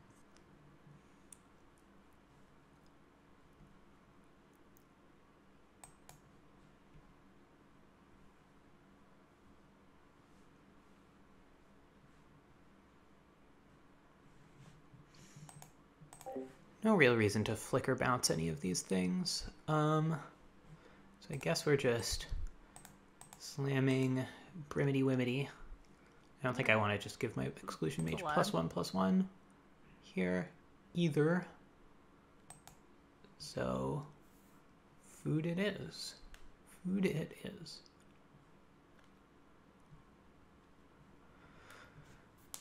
The sickest thing about Oko is, like, even if she kills all of my creatures and gets a free attack, and he only goes down to 4. He goes down to his starting loyalty. Just filthy nasty. Also, gotta be aware, she does have Damnation and Black Sun Zenith in her deck, so we can't be too greedy about playing out huge, massive hordes of creatures.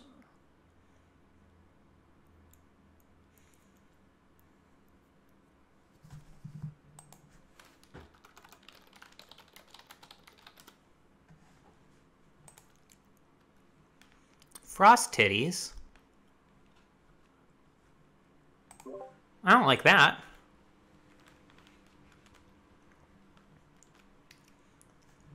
Look at you, fancy pants, playing 6 drops that aren't Gyruda.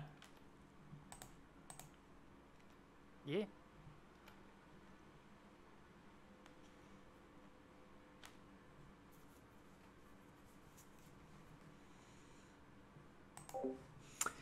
Ash Baron's a little awkward here.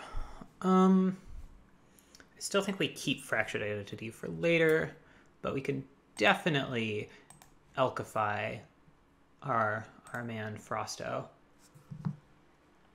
And then I think we just... God, Oko's so stupid. Yeah, just an insanely fucked up card. I think we just flicker Brimaz and just call it a day. Jesus.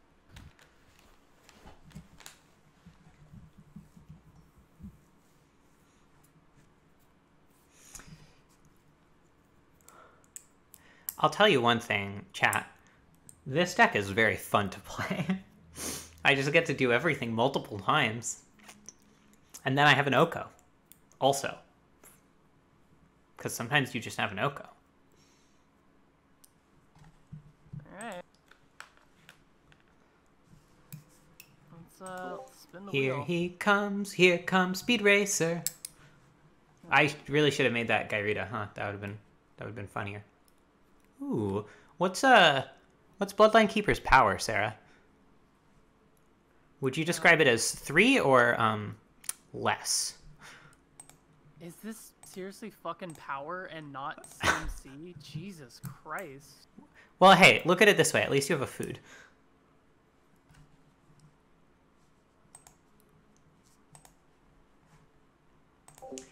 I suspect this Fractured Identity will prompt a concession.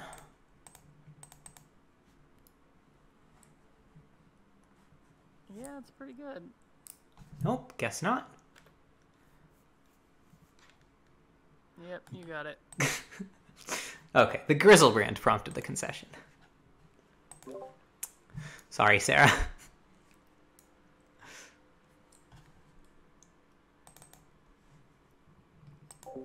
Alright, O-Ring seems very obvious here with shit like Grizzlebrand going on. Yeah, Body Double also seems really, really good. I don't think I can cut any of these, so let's see. I actually do kind of like my cheap creatures. Let's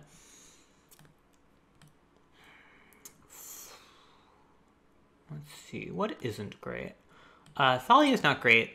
because she's kind of like, she's already sort of playing off curve anyway. And I sided in another non-creature spell. I like Selfless Spirit a lot. It counters Damnation, which is pretty nice. Doesn't counter Black Sun Zenith, but can't have everything.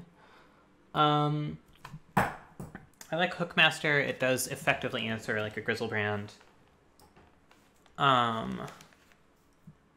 Flicker Wisp kind of does, but also kind of doesn't. Maybe I cut Flicker Wisp. I feel like bounce spells against a deck that's trying to cheat out Grizzlebrand are probably good, so I don't think I can cut one of these cards. Again, I think like getting an early start is pretty strong here. Yeah, I like cutting Flicker Wisp. Like, I don't really want to flicker many of her creatures because a lot of them have enters the battlefield effect. And just makes it a little bit less flexible.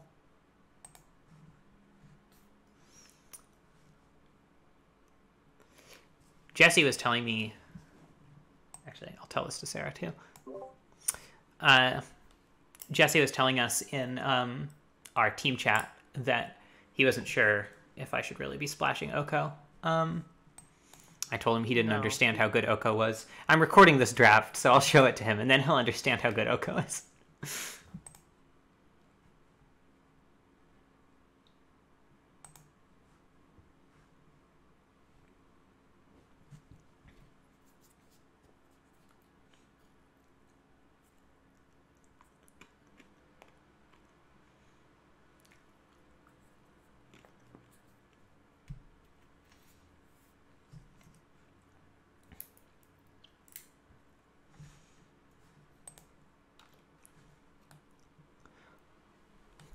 Look at you with your fancy triomes. Look at me with my multi-4. Oh shit, I'm sorry. I am really not in the habit of looking at the opponent's hand size when I start playing, and sometimes I put my foot in my mouth because of it. Alright, I will offer this trade. I mean, certainly a way she could win here is just making a bunch of rats. But I think there's a good chance I can outrace that. Not a guarantee by any means, though. Rift, Wing, Cloudskate.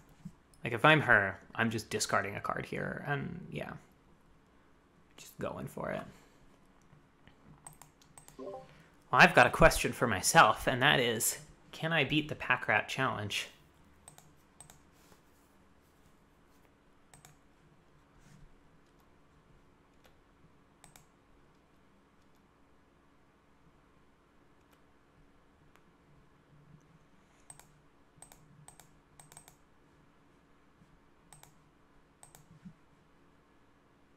I guess I could have tapped that before and given her fewer decisions, but I really don't think it was correct to block there, so.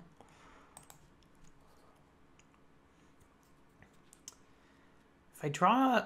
Oh. Ooh. Alright. Ooh. Resto's really good. Lets me... I don't think I want either of these. I think I just want lands.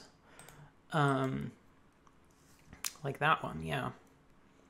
Actually, I haven't played a land this turn, right? So,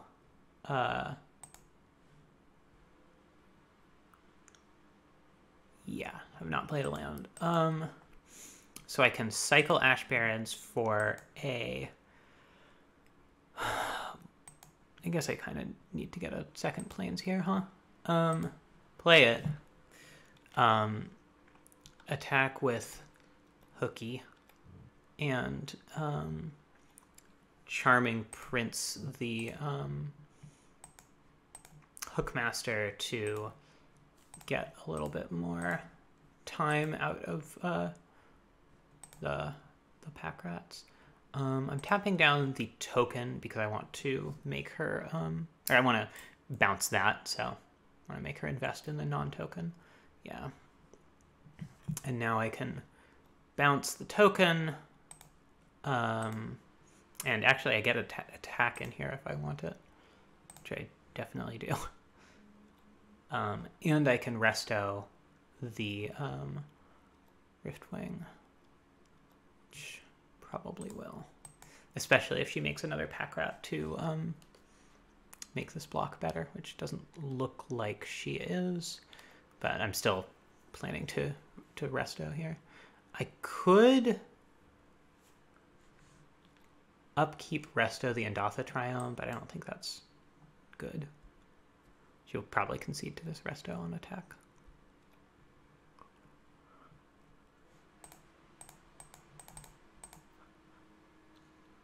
She might have a counterspell here. Or a removal spell.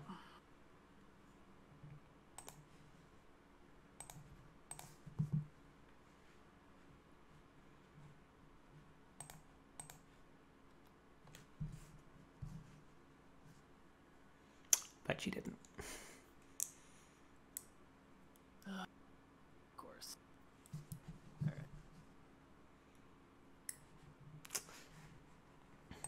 Alright, sorry about that multi-4. That's okay. brutal. It happened to you in our last match. So I believe you. we're even. I think, what's her name? Anna? Ferns? Ferns, yeah. There, yeah. They are ready to play you. Gyruda is not as good as I thought it was. I actually think it's quite bad. Wow, look at you. Are you changing your just- plans for Yes, 100%. rotisserie? Wow, okay. 100%. I think you're wrong, but It's still good, don't get me wrong. It's still very good, but just like I'm thinking about like my mono red game and I'm just like, how do I not just die? Like before I can do anything. Like whereas Lutri, like you said, has no restrictions. yeah, I mean obviously Lutri is the most powerful card in Cube by a wide margin. I would be surprised if Ketsi didn't take that. But also I don't know what Ketsi thinks, but I trust Ketsi to probably take that. Which... I don't know, she hasn't been playing Cube that much recently, so Yeah, but I think you can look at companions and be like, oh no. Yeah, I would be surprised if Ketsi doesn't take Lutri. We'll see though. Yeah, I mean, I still think you're wrong. I think you do need to prioritize early defensive cards at some point, but I think you can pick them up. Like the 2-mana Nighthawk and stuff like that. The what? The 2-mana Nighthawk, BB, 2/3 lifelink Death Touch. Gift of Aetherborn. Oh, yeah. Oh, hey, Teddy. Teddy, are we battling? Okay, I'll move.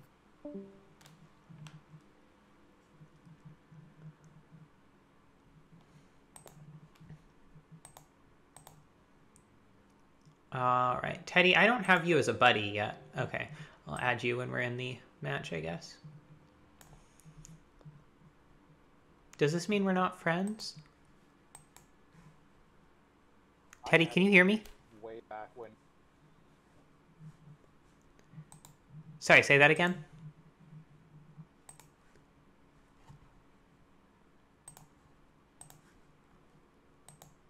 Or am I just cut? You are cutting out a lot, although it might be on my end. I don't know.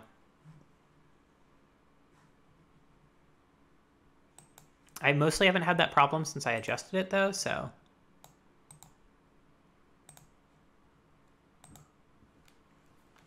If you want to switch to text chat, I could pop open my Magic Online sidebar.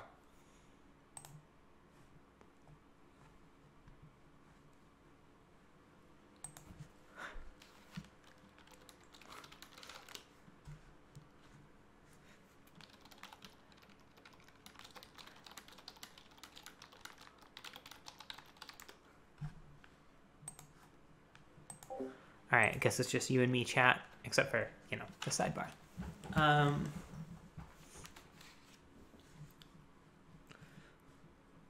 Probably going for the Cloudskate here, turn 2. I do like a good Vanguard early, but I given that he's clearly ramp, sorry, they are clearly ramp, I feel like getting the disruption spell active is somewhat better.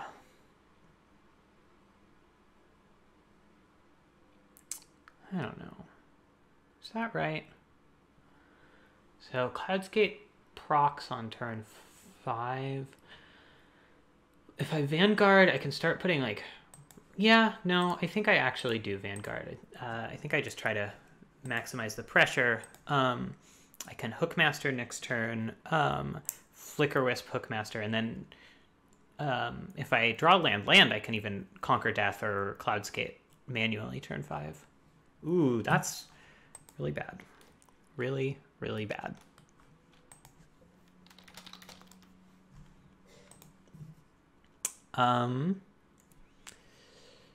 So let's see. Protection from instants until 8. So I can plan to Flicker Wisp that eventually. Definitely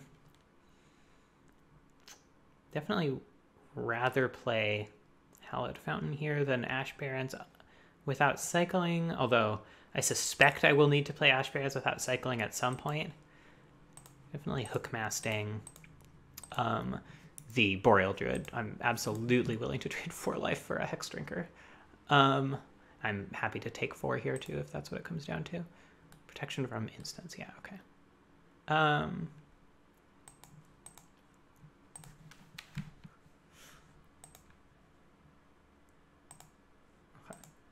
don't know why that's still highlighted.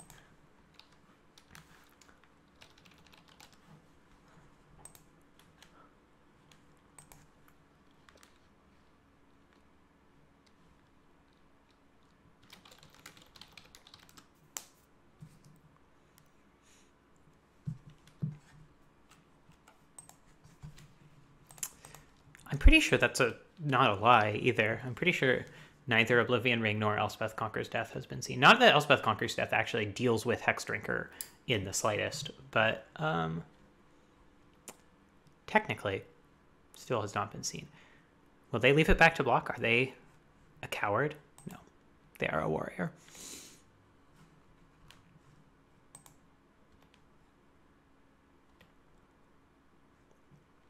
All right, and this is actually nice. I do get to cycle the Ash Barrens because I'm just casting Flicker Wisp here. So I get to get the basic forest in case I OHKO. And bash for 5 and Flicker Wisp, and then next turn I might even be able to Cloudskate and reset it again. It's only on 3 right now? Hold on a sec. Did I fuck up? Am I actually supposed to just preordain here? So they can bring it to 7 if they draw another land. Yeah, I think I actually let them ramp more. Okay. This is good. This is good. So I don't need all 5 mana next turn. I can play Selfless Spirit here. Let them think they're getting me with the Hex Drinker. Flicker Wisp it. I mean, if they somehow bring it up to full level this turn, I think I just lose, but... Ooh, Relic, fancy pantsy.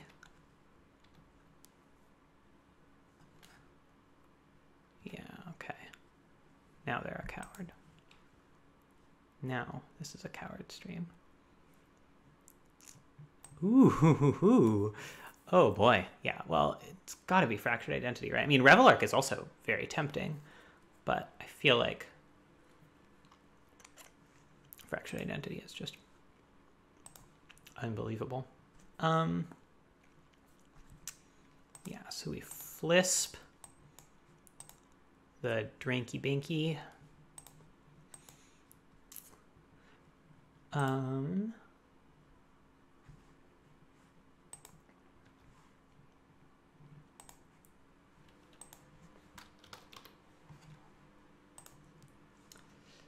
And swing for 7.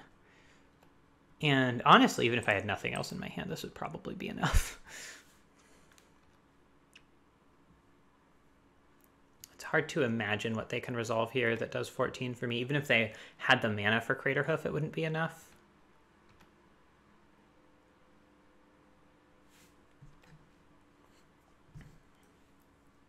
My deck is actually, as decks go, which is a healthy caveat, my deck is fairly well set up to handle a Hex Drinker. What is this? Hydroid Krasis X equals 4. Okay, sure. And I can't Elspeth Conqueror's Death that. Hilariously. But I can Cloudskate it, and that should be fine. I could also Fractured Identity... Ooh. Is Brazen Borrower better here somehow? No? Not really. Yeah, so this is just lethal. And we know they don't even have Pact of Negation. They could have, Pact of Negation.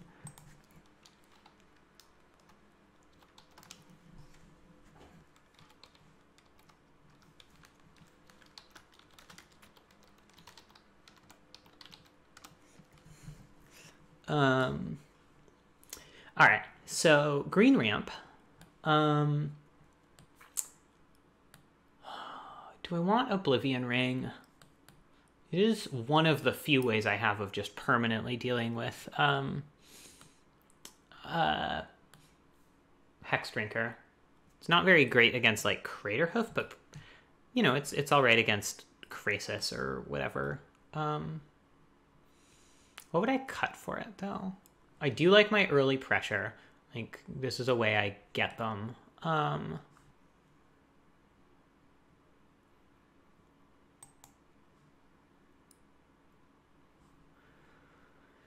don't think I can cut this stuff, especially like Flicker Wisp. It's just so good against Hex Drinker. And Hex Drinker, like, for all that I did beat it that game, it is a very scary card, and I will not beat it a lot of the time. I don't really want Dictate or Glorious Anthem. I don't think going over the top is kind of how I win. It's more about sort of taking the early advantage and slamming it home. Yeah, I kind of do like a Oblivion Ring. I'm not 100% sure I like Revel Arc. Maybe that's crazy. Like this is sort of a core card in my deck, but like it's a little bit grindier of a card. It's the sort of card where like you play it and they groan because they can't possibly attack through it, but Teddy can probably go over the top a lot of the time. And that worries me. Yeah, I'm going to try taking it out. See what more I can see of their deck.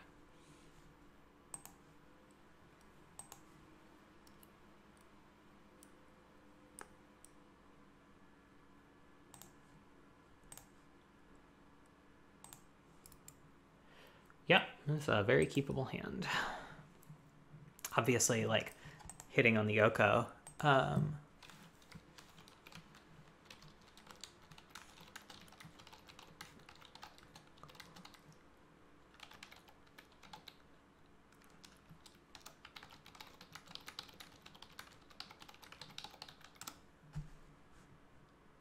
What did they reveal? Courser of Krufix. That's an annoying one for me.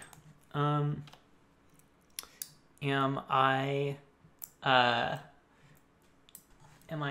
playing Cloudscape or Looter turn 2?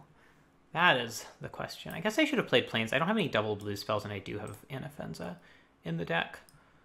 Ugh, boy. All right, this is gonna probably be a grindy one. So I think I want Looter because I think I want to maximize my chances of getting Oko online sooner rather than later.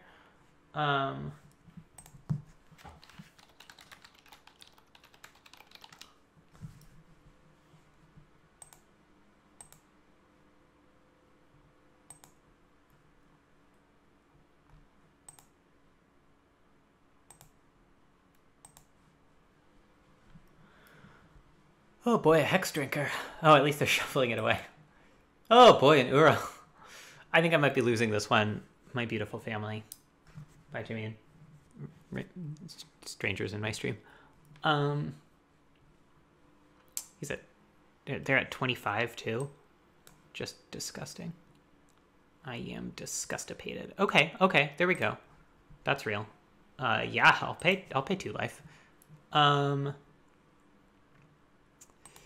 Yeah, so we are oaking.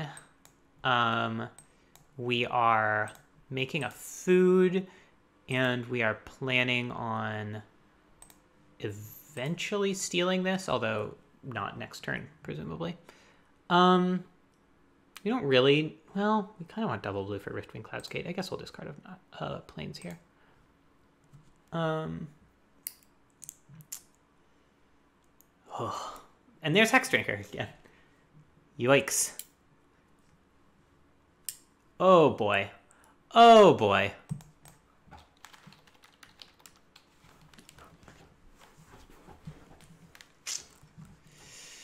That is, as they say, a yikes from me. Yeah, alright. So Oko's just dead. No more Oko. Cool. I could even have made that into a vanilla 3/3, but no. I decided to get greedy. Ooh, Oblivion Ring is a good draw. I guess it's probably for the best that I sided it in, huh? As much as I would love to go Oblivion Ring Sky Marcher Aspirant here, I don't think I can. I think I just have to Oblivion Ring, fetch Hallowed Fountain, and just get up to Cloudscape mana.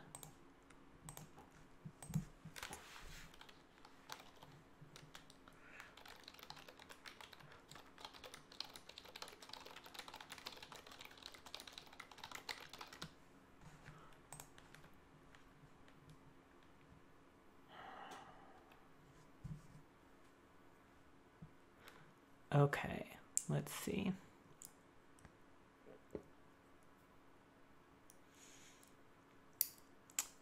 So Hexdrinker comes down, gets a bunch of levels. I probably Cloudskate it.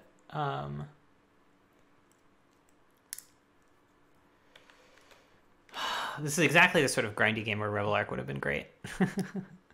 Although Oblivion Ring was also great, so maybe I was supposed to side out like a 1-drop or something. Seeing Courser of Crewfix definitely makes me more interested in the possibility of siding out a 1-drop. Interesting. I might have gone for a beast there just to put the pressure on. I mean, I guess this is kind of a beast in a sense.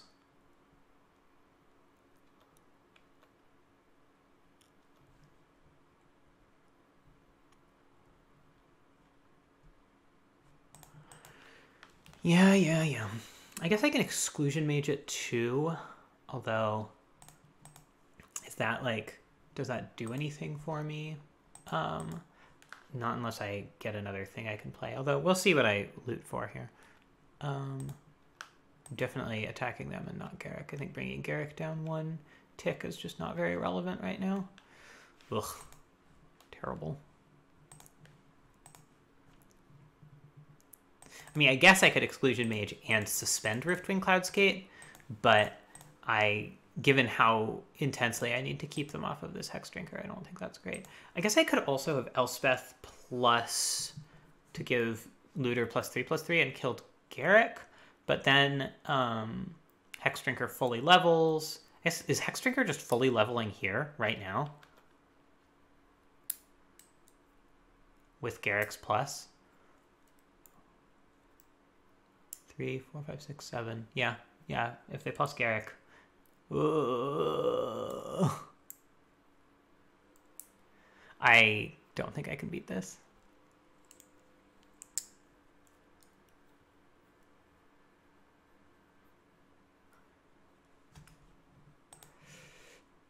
Oof. Yoiksa doiksa. That wolf here. Yeah, so protection from everything. That includes Flicker Wisp. That includes Elspeth tokens. I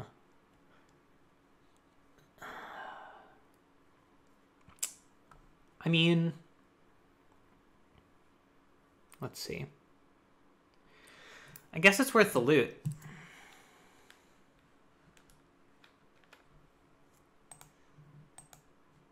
I don't think there's anything in my deck that gets me out of here, but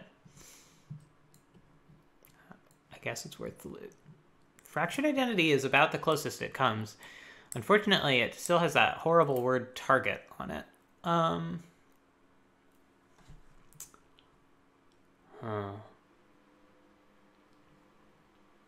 So I could Fractured Identity, get Garrick, I guess. Flicker Wisp, or untap 2 lands. Flicker Wisp. Flicker Riftwing Cloudskate. Bounce Courser of Crucifix.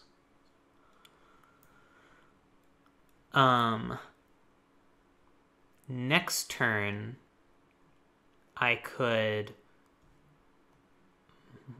make Elspeth, give something +3/+3, Ultimate Garrick, and that would be 4, 5, 6, 7, 8, 9, 10, 11, 12, 13, 14, 15, 16, 17, 18 damage, which is still not enough to survive. And that's assuming they don't just play the Hydroid Krasis and gain a bunch of life. Yeah, I'm dead. I'm really dead.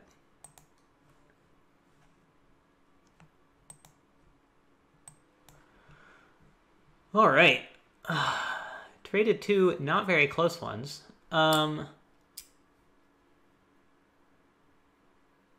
still don't love Revelark in here, honestly.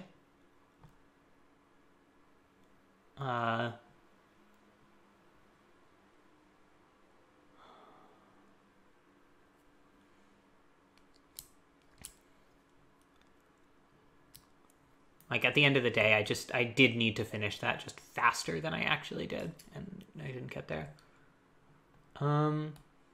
Maybe I do want Glorious Anthem here, since I'm going for raw speed. Or maybe Dictate, just for the finishing blow over... God, I don't know. Preordain?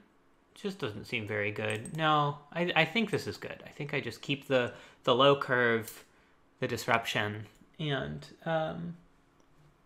try to make it work. Having like a mana leak in here would be really good, or a Condescend.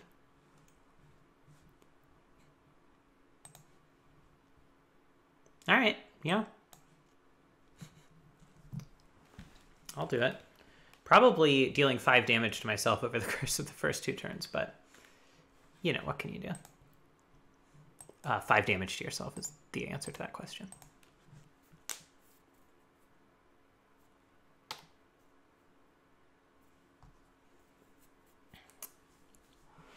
So turn 2, fetch Temple Garden, play Looter. Turn 3, hopefully Oko.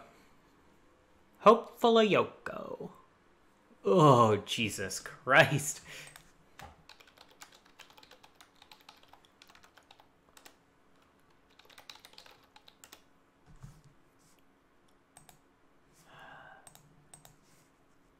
Tempting to play Thalia because it blocks that little bastard, but I don't think I do. I just need to hit 3 mana more than anything.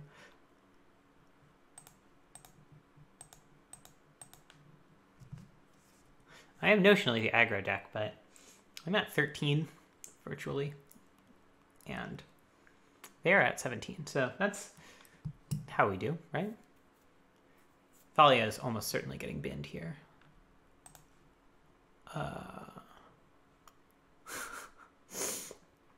That's funny.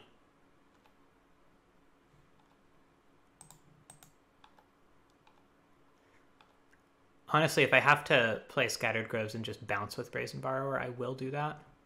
And it looks like that is what's happening, so... yeah, get out of here. You.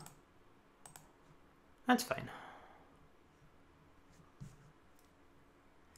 More than likely, they're going to play around a counterspell rather than Brazen Borrower, so, like, oh, wow. No, they're not leveling any further. Well, in that case, I'm just going to take my 2. I would much rather bounce a thing that is Oh, interesting. Okay. Well, it doesn't get me up on mana the way I had hoped, but honestly, resolving an Oko into an empty board is still pretty fucking strong. And doesn't really let them replay Hex Drinker either, because I just threatened to steal it.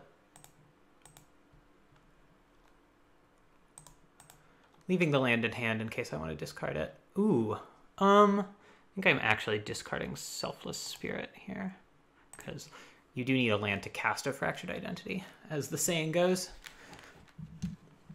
I would love a second blue source.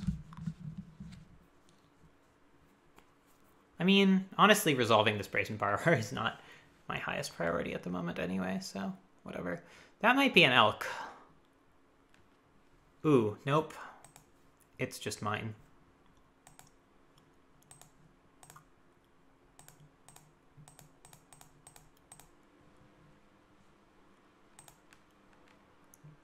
Okay, yeah, that's it. All right, last match with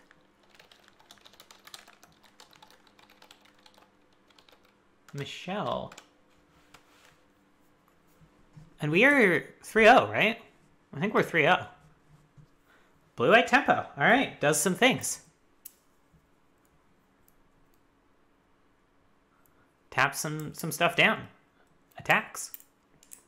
Oko. Fractured Identity. Largely those two cards. Okay. Here we are. Ugh, interface sucks so bad. Okay. Battle.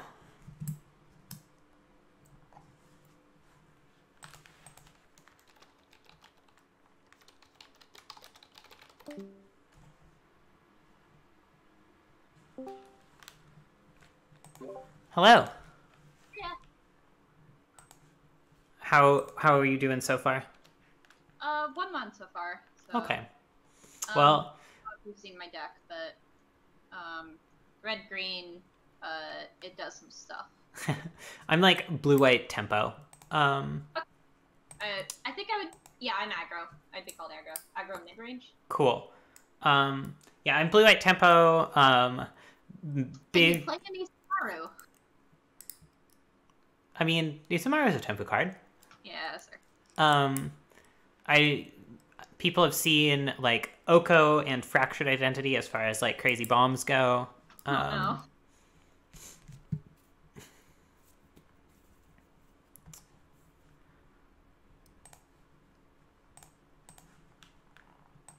What a good draw that was.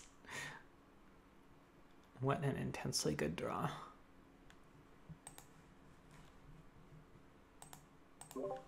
Yeah, you know, fair cards. Fair cards. Mm-hmm. Yeah, totally. Sometimes you just play Magic cards that are totally fair. Mm-hmm.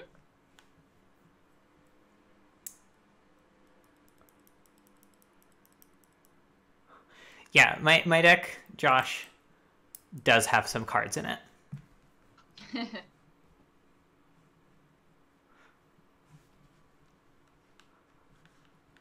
Gary R, huh? Indeed. Gary R, relentless. Gary R, relentless. Sorry, that's nothing. That's like negative anything. I also have to read your card.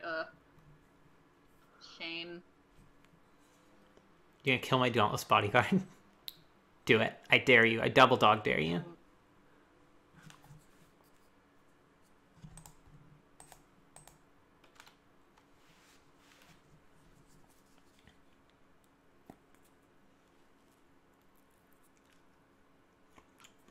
Okay.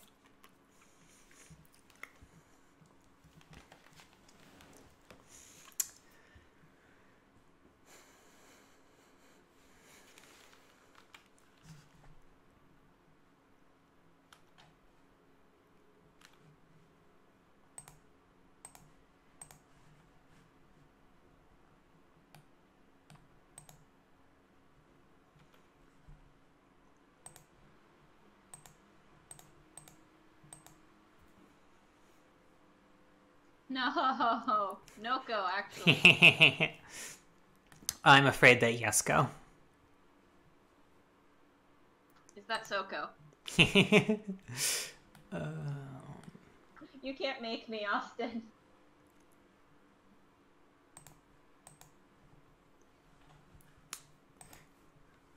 Oh, but you can't do that. The dog is an elk. That's Arf. Arf. Look, dogs can be whatever they want to be. It just cannot. Cannot be an elk? It's an elk, Michelle. Michelk. It can't be an elk. Whatever you say, Michelk. I feel.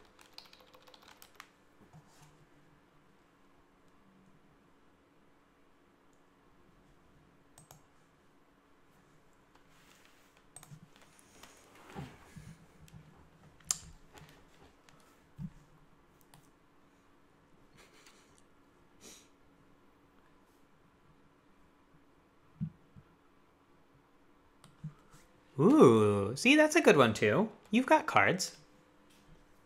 I do have cards. I just feel like they're not your cards. You have Planeswalker advantage. I guess.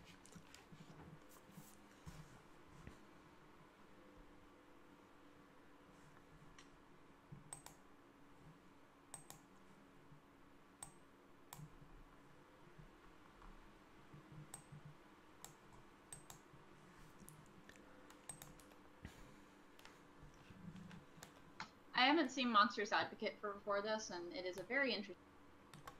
Yeah, it's a wild one, huh? Vigilance token or a counter? Yeah, I mean that's like the whole thing with Ikoria, right? Is like ability counters.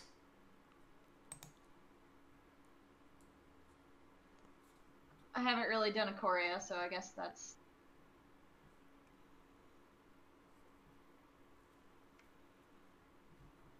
Yeah, it's that is one of the whole things with Ikoria is ability counters. Now you know.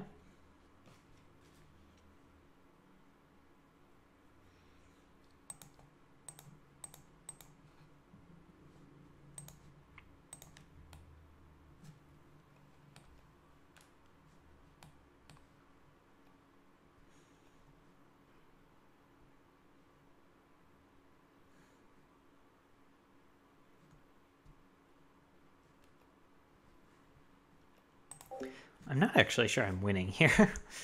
I do need to hit Elspeth Conquer's Death pretty soon, I think.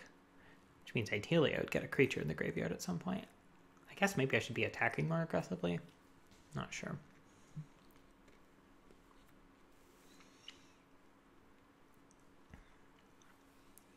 But like, I'm making 3/3s much more slowly than Michelle is making 3/3s. I guess Skymarcher Aspirant is like on at this point, so that's something. I'm stuck on white, Magic is hard. which is not the thing I want.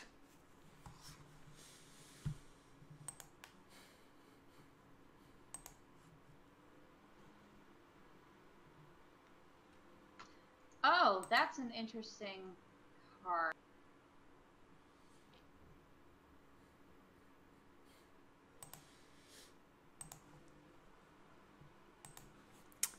Yoiksa doiksa. Oh boy. You're sure playing some spells, huh? Several or more spells. It's okay. 4-drop.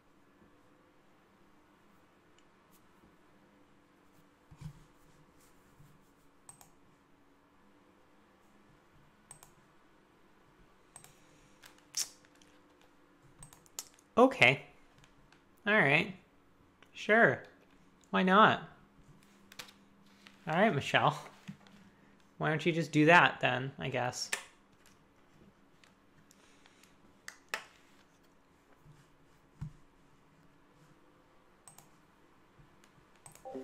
Yeah, I kind of feel like if I don't draw planes here, I probably lose. Oh, I don't really see how I come back from this incredible army. Oko notwithstanding. Like, I can make the Thragtusk a 3/3. What about the Thunderbreak Regent? Can I take the Thunderbreak Regent? No, I cannot.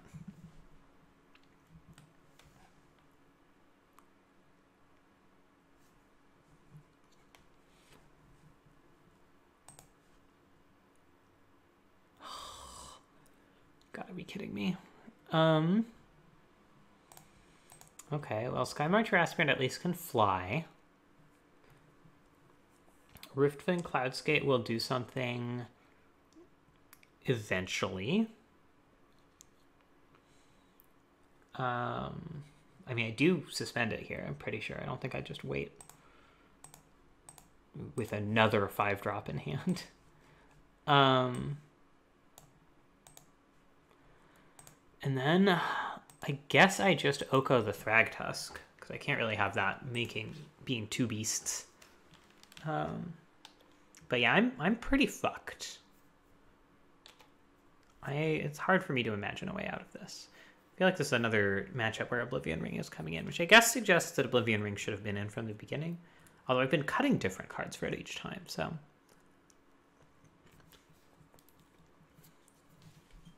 I do think there's room for a sideboard card that comes in every matchup, but like different cards come out for it every time.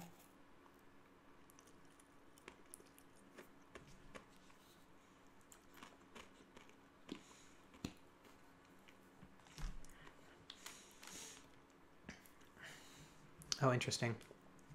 Yeah, I mean, getting to tutor a creature is pretty good. And flyers are certainly dangerous for Michelle here.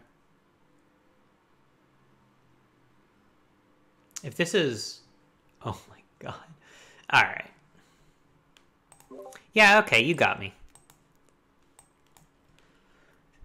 Fair beats. I mean, I say fair. That was not fair. That was vicious and brutal. But honestly won.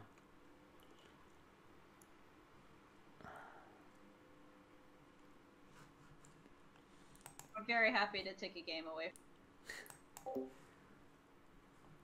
Kind of thinking I side out one of these 1-drops. I think it's probably Dauntless Bodyguard. This is why you don't make alliances with Fae.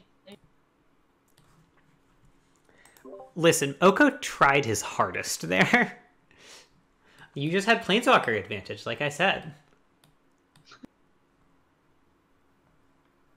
So what I'm hearing is that it takes 2 Planeswalkers to be a reasonable... Yeah, that's about right.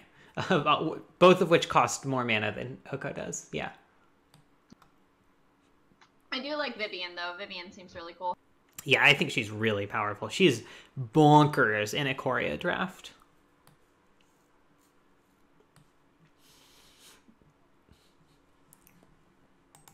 Kind of want to side in Frostlinks here, because it's generally good against more aggressive decks. Yeah, maybe I just put it in for Selfless Spirit. It puts me a little high on 3s. Well, but flying is so good against her.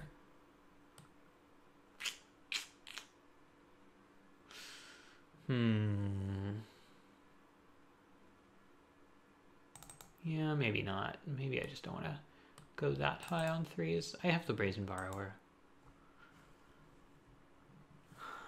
I do think this is like not a terrible matchup for me.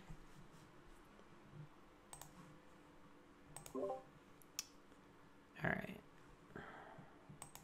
This is a weird hand. 3... I don't have that many double white spells, but I have all of them, and I only have 1 white source. I do have Oblivion Ring, but I don't have 3 mana. I think this is just too iffy. I think I just have to mulligan. I mean, have to is maybe strong, but I think this is better. I do obviously need to draw planes at some point. I think...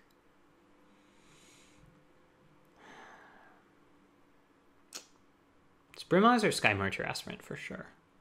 I feel like it's Sky Marcher. Like, neither of them is coming out that early, probably. And, like, I don't even want to cast Sky Marcher Aspirant turn 2, even if I draw the planes. And Brimaz is a much better later play, even though it's going to be much later. All right, Marsh Flats is actually pretty good here. I think I don't play it right away, especially because she said she was kind of aggressive, although she sort of seemed mid-range last game.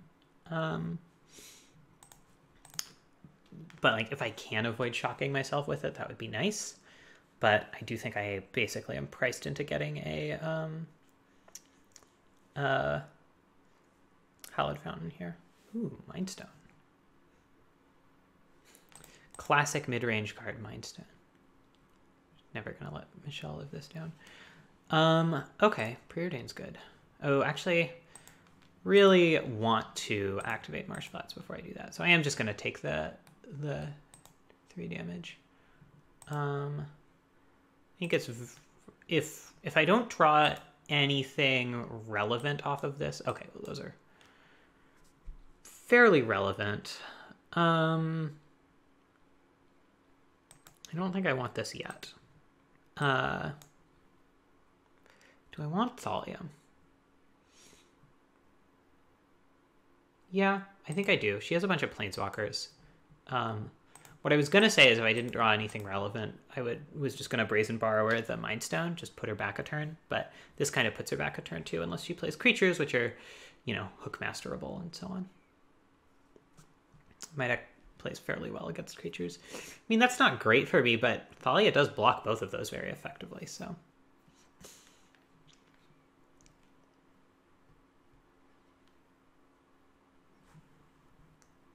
You don't want to attack into Thalia? You know what they say, Michelle? Cowards can't block warriors. Look, I'm counting it as victory that I remembered she has. I'm gonna tap down their Avacyn's Pilgrim, her Avacyn's Pilgrim, because I want to.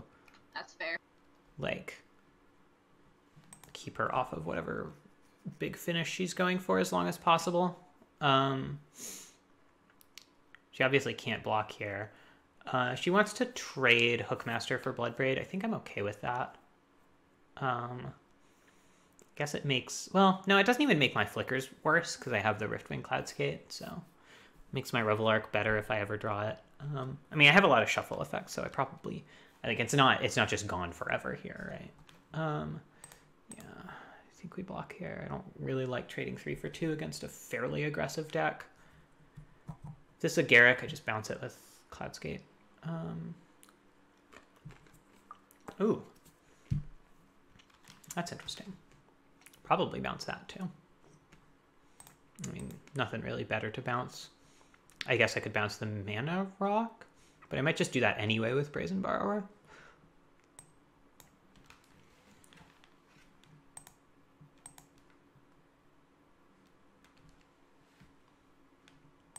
If I draw planes here, that'd be really good, getting the Brimaz and the Brazen Borrower down at the same turn. So nice. Nope. Another double white spell.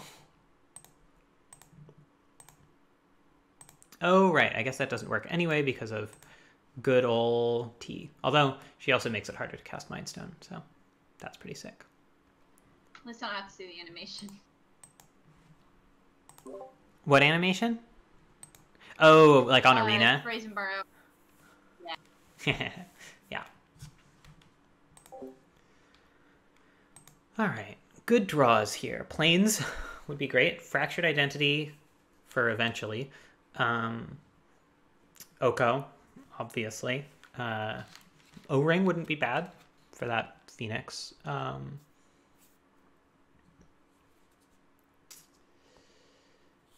Yeah, it's awkward that I can't even attack into the Phoenix here, even if I were willing to trade with it, which I'm kind of trying to avoid.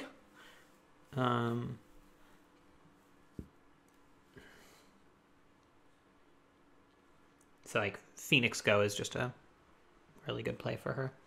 She can't land Vivian. She can land Garrick, but Garrick goes to 1 from Cloudskate. Oh, interesting. Mind Stone over Phoenix. I guess because she can go into Ronos, which can attack when she resolves Phoenix. Gotta remember. Ooh. That's a good one. So now I think I just Brimaz, right? I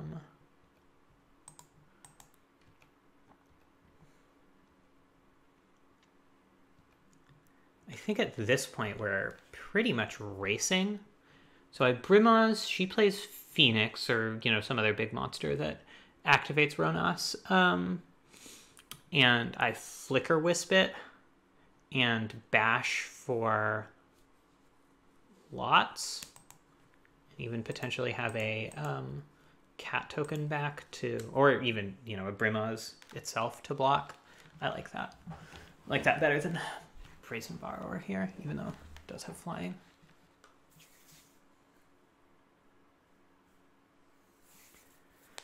Would really, really not hate a 5-drop at this point, but we did cut a bunch of 5-drops, so.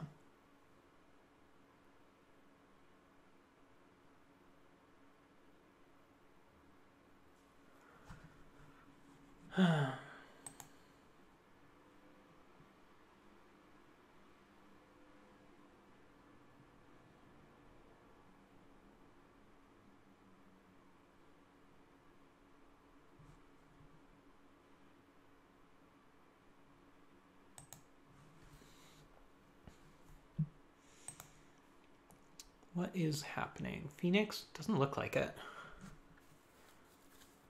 Which means probably something scarier than Phoenix. Unless you mistapped for Phoenix. We shall see. We shall see. What is going on over there, Michelle?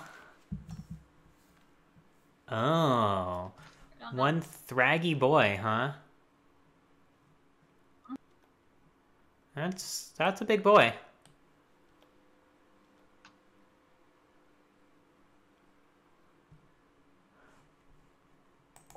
Well, that sucks.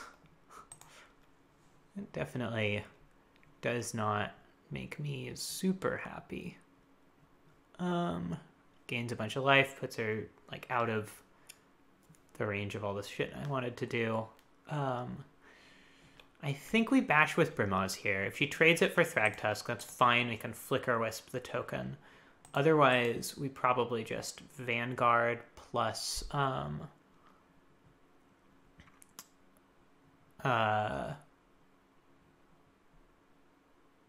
Brazen Borrower.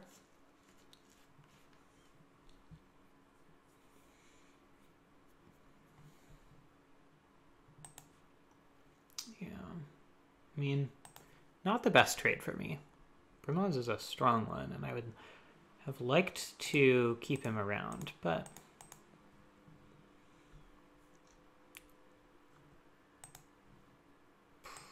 probably. Maybe I was supposed to flicker my Cloudskate actually to get it untapped. I mean, I don't think I'm blocking with it, but I think that's just the tighter play.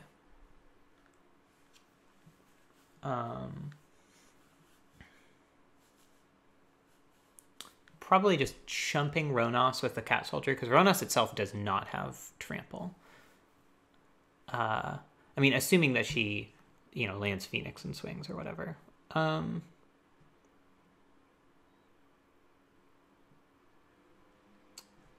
it cannot target itself.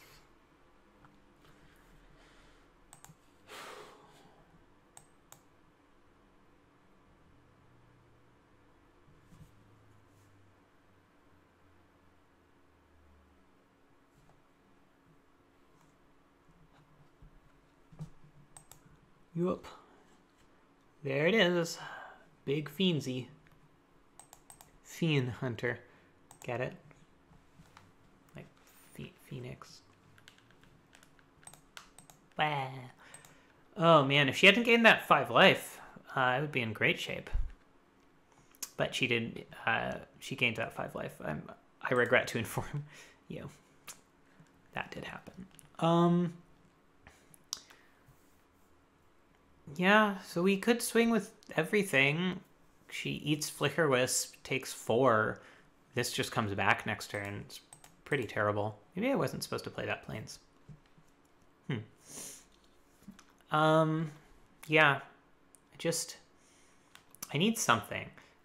Unfortunately, Revelark is still at the bottom of my library. Oh, actually, no, it's not. I land cycled Ash Barrens since then, I think. So, I could draw Revelark. That would be pretty good. In fact, maybe that means I should try to get like Cloudskate in my graveyard, but maybe that's playing too hard towards one single card. I could also get Fractured Identity, which is always great. I even have the green mana to activate Ronos myself, which is pretty fun. So I have to block here because you can pump this twice. So it represents 8 damage. So I can't really effectively block the Phoenix. But I can block here. I think I will. I'm blocking with the Cloudskate again so that I can Revelark if I need to for maximum value. I think I'm losing this game, but I think one of the outs is that. It's also pretty good with Elspeth Conquers Death, although Brimaz would also be great there. So Elspeth Conquers Death doesn't even get rid of Ronos. It's horrible.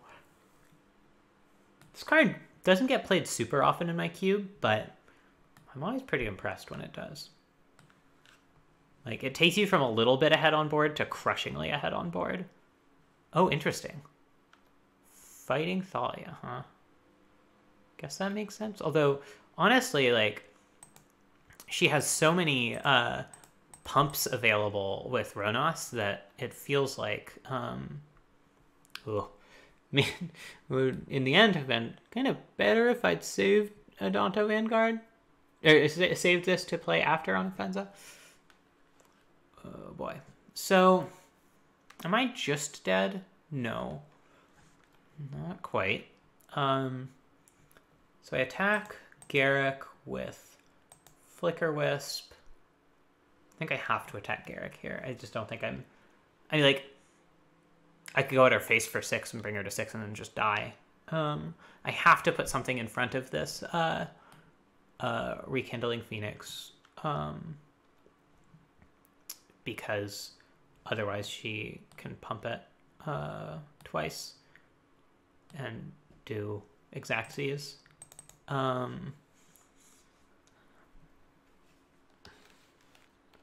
Horrifyingly, I also have... Well, no. If she draws a land, I also have to block the Avacyn's Pilgrim. Woofa doofa. Well, we might not be going 4-0 tonight, folks. Deck is very powerful, but... sometimes they do have a Ronos and just a bunch of powerful creatures.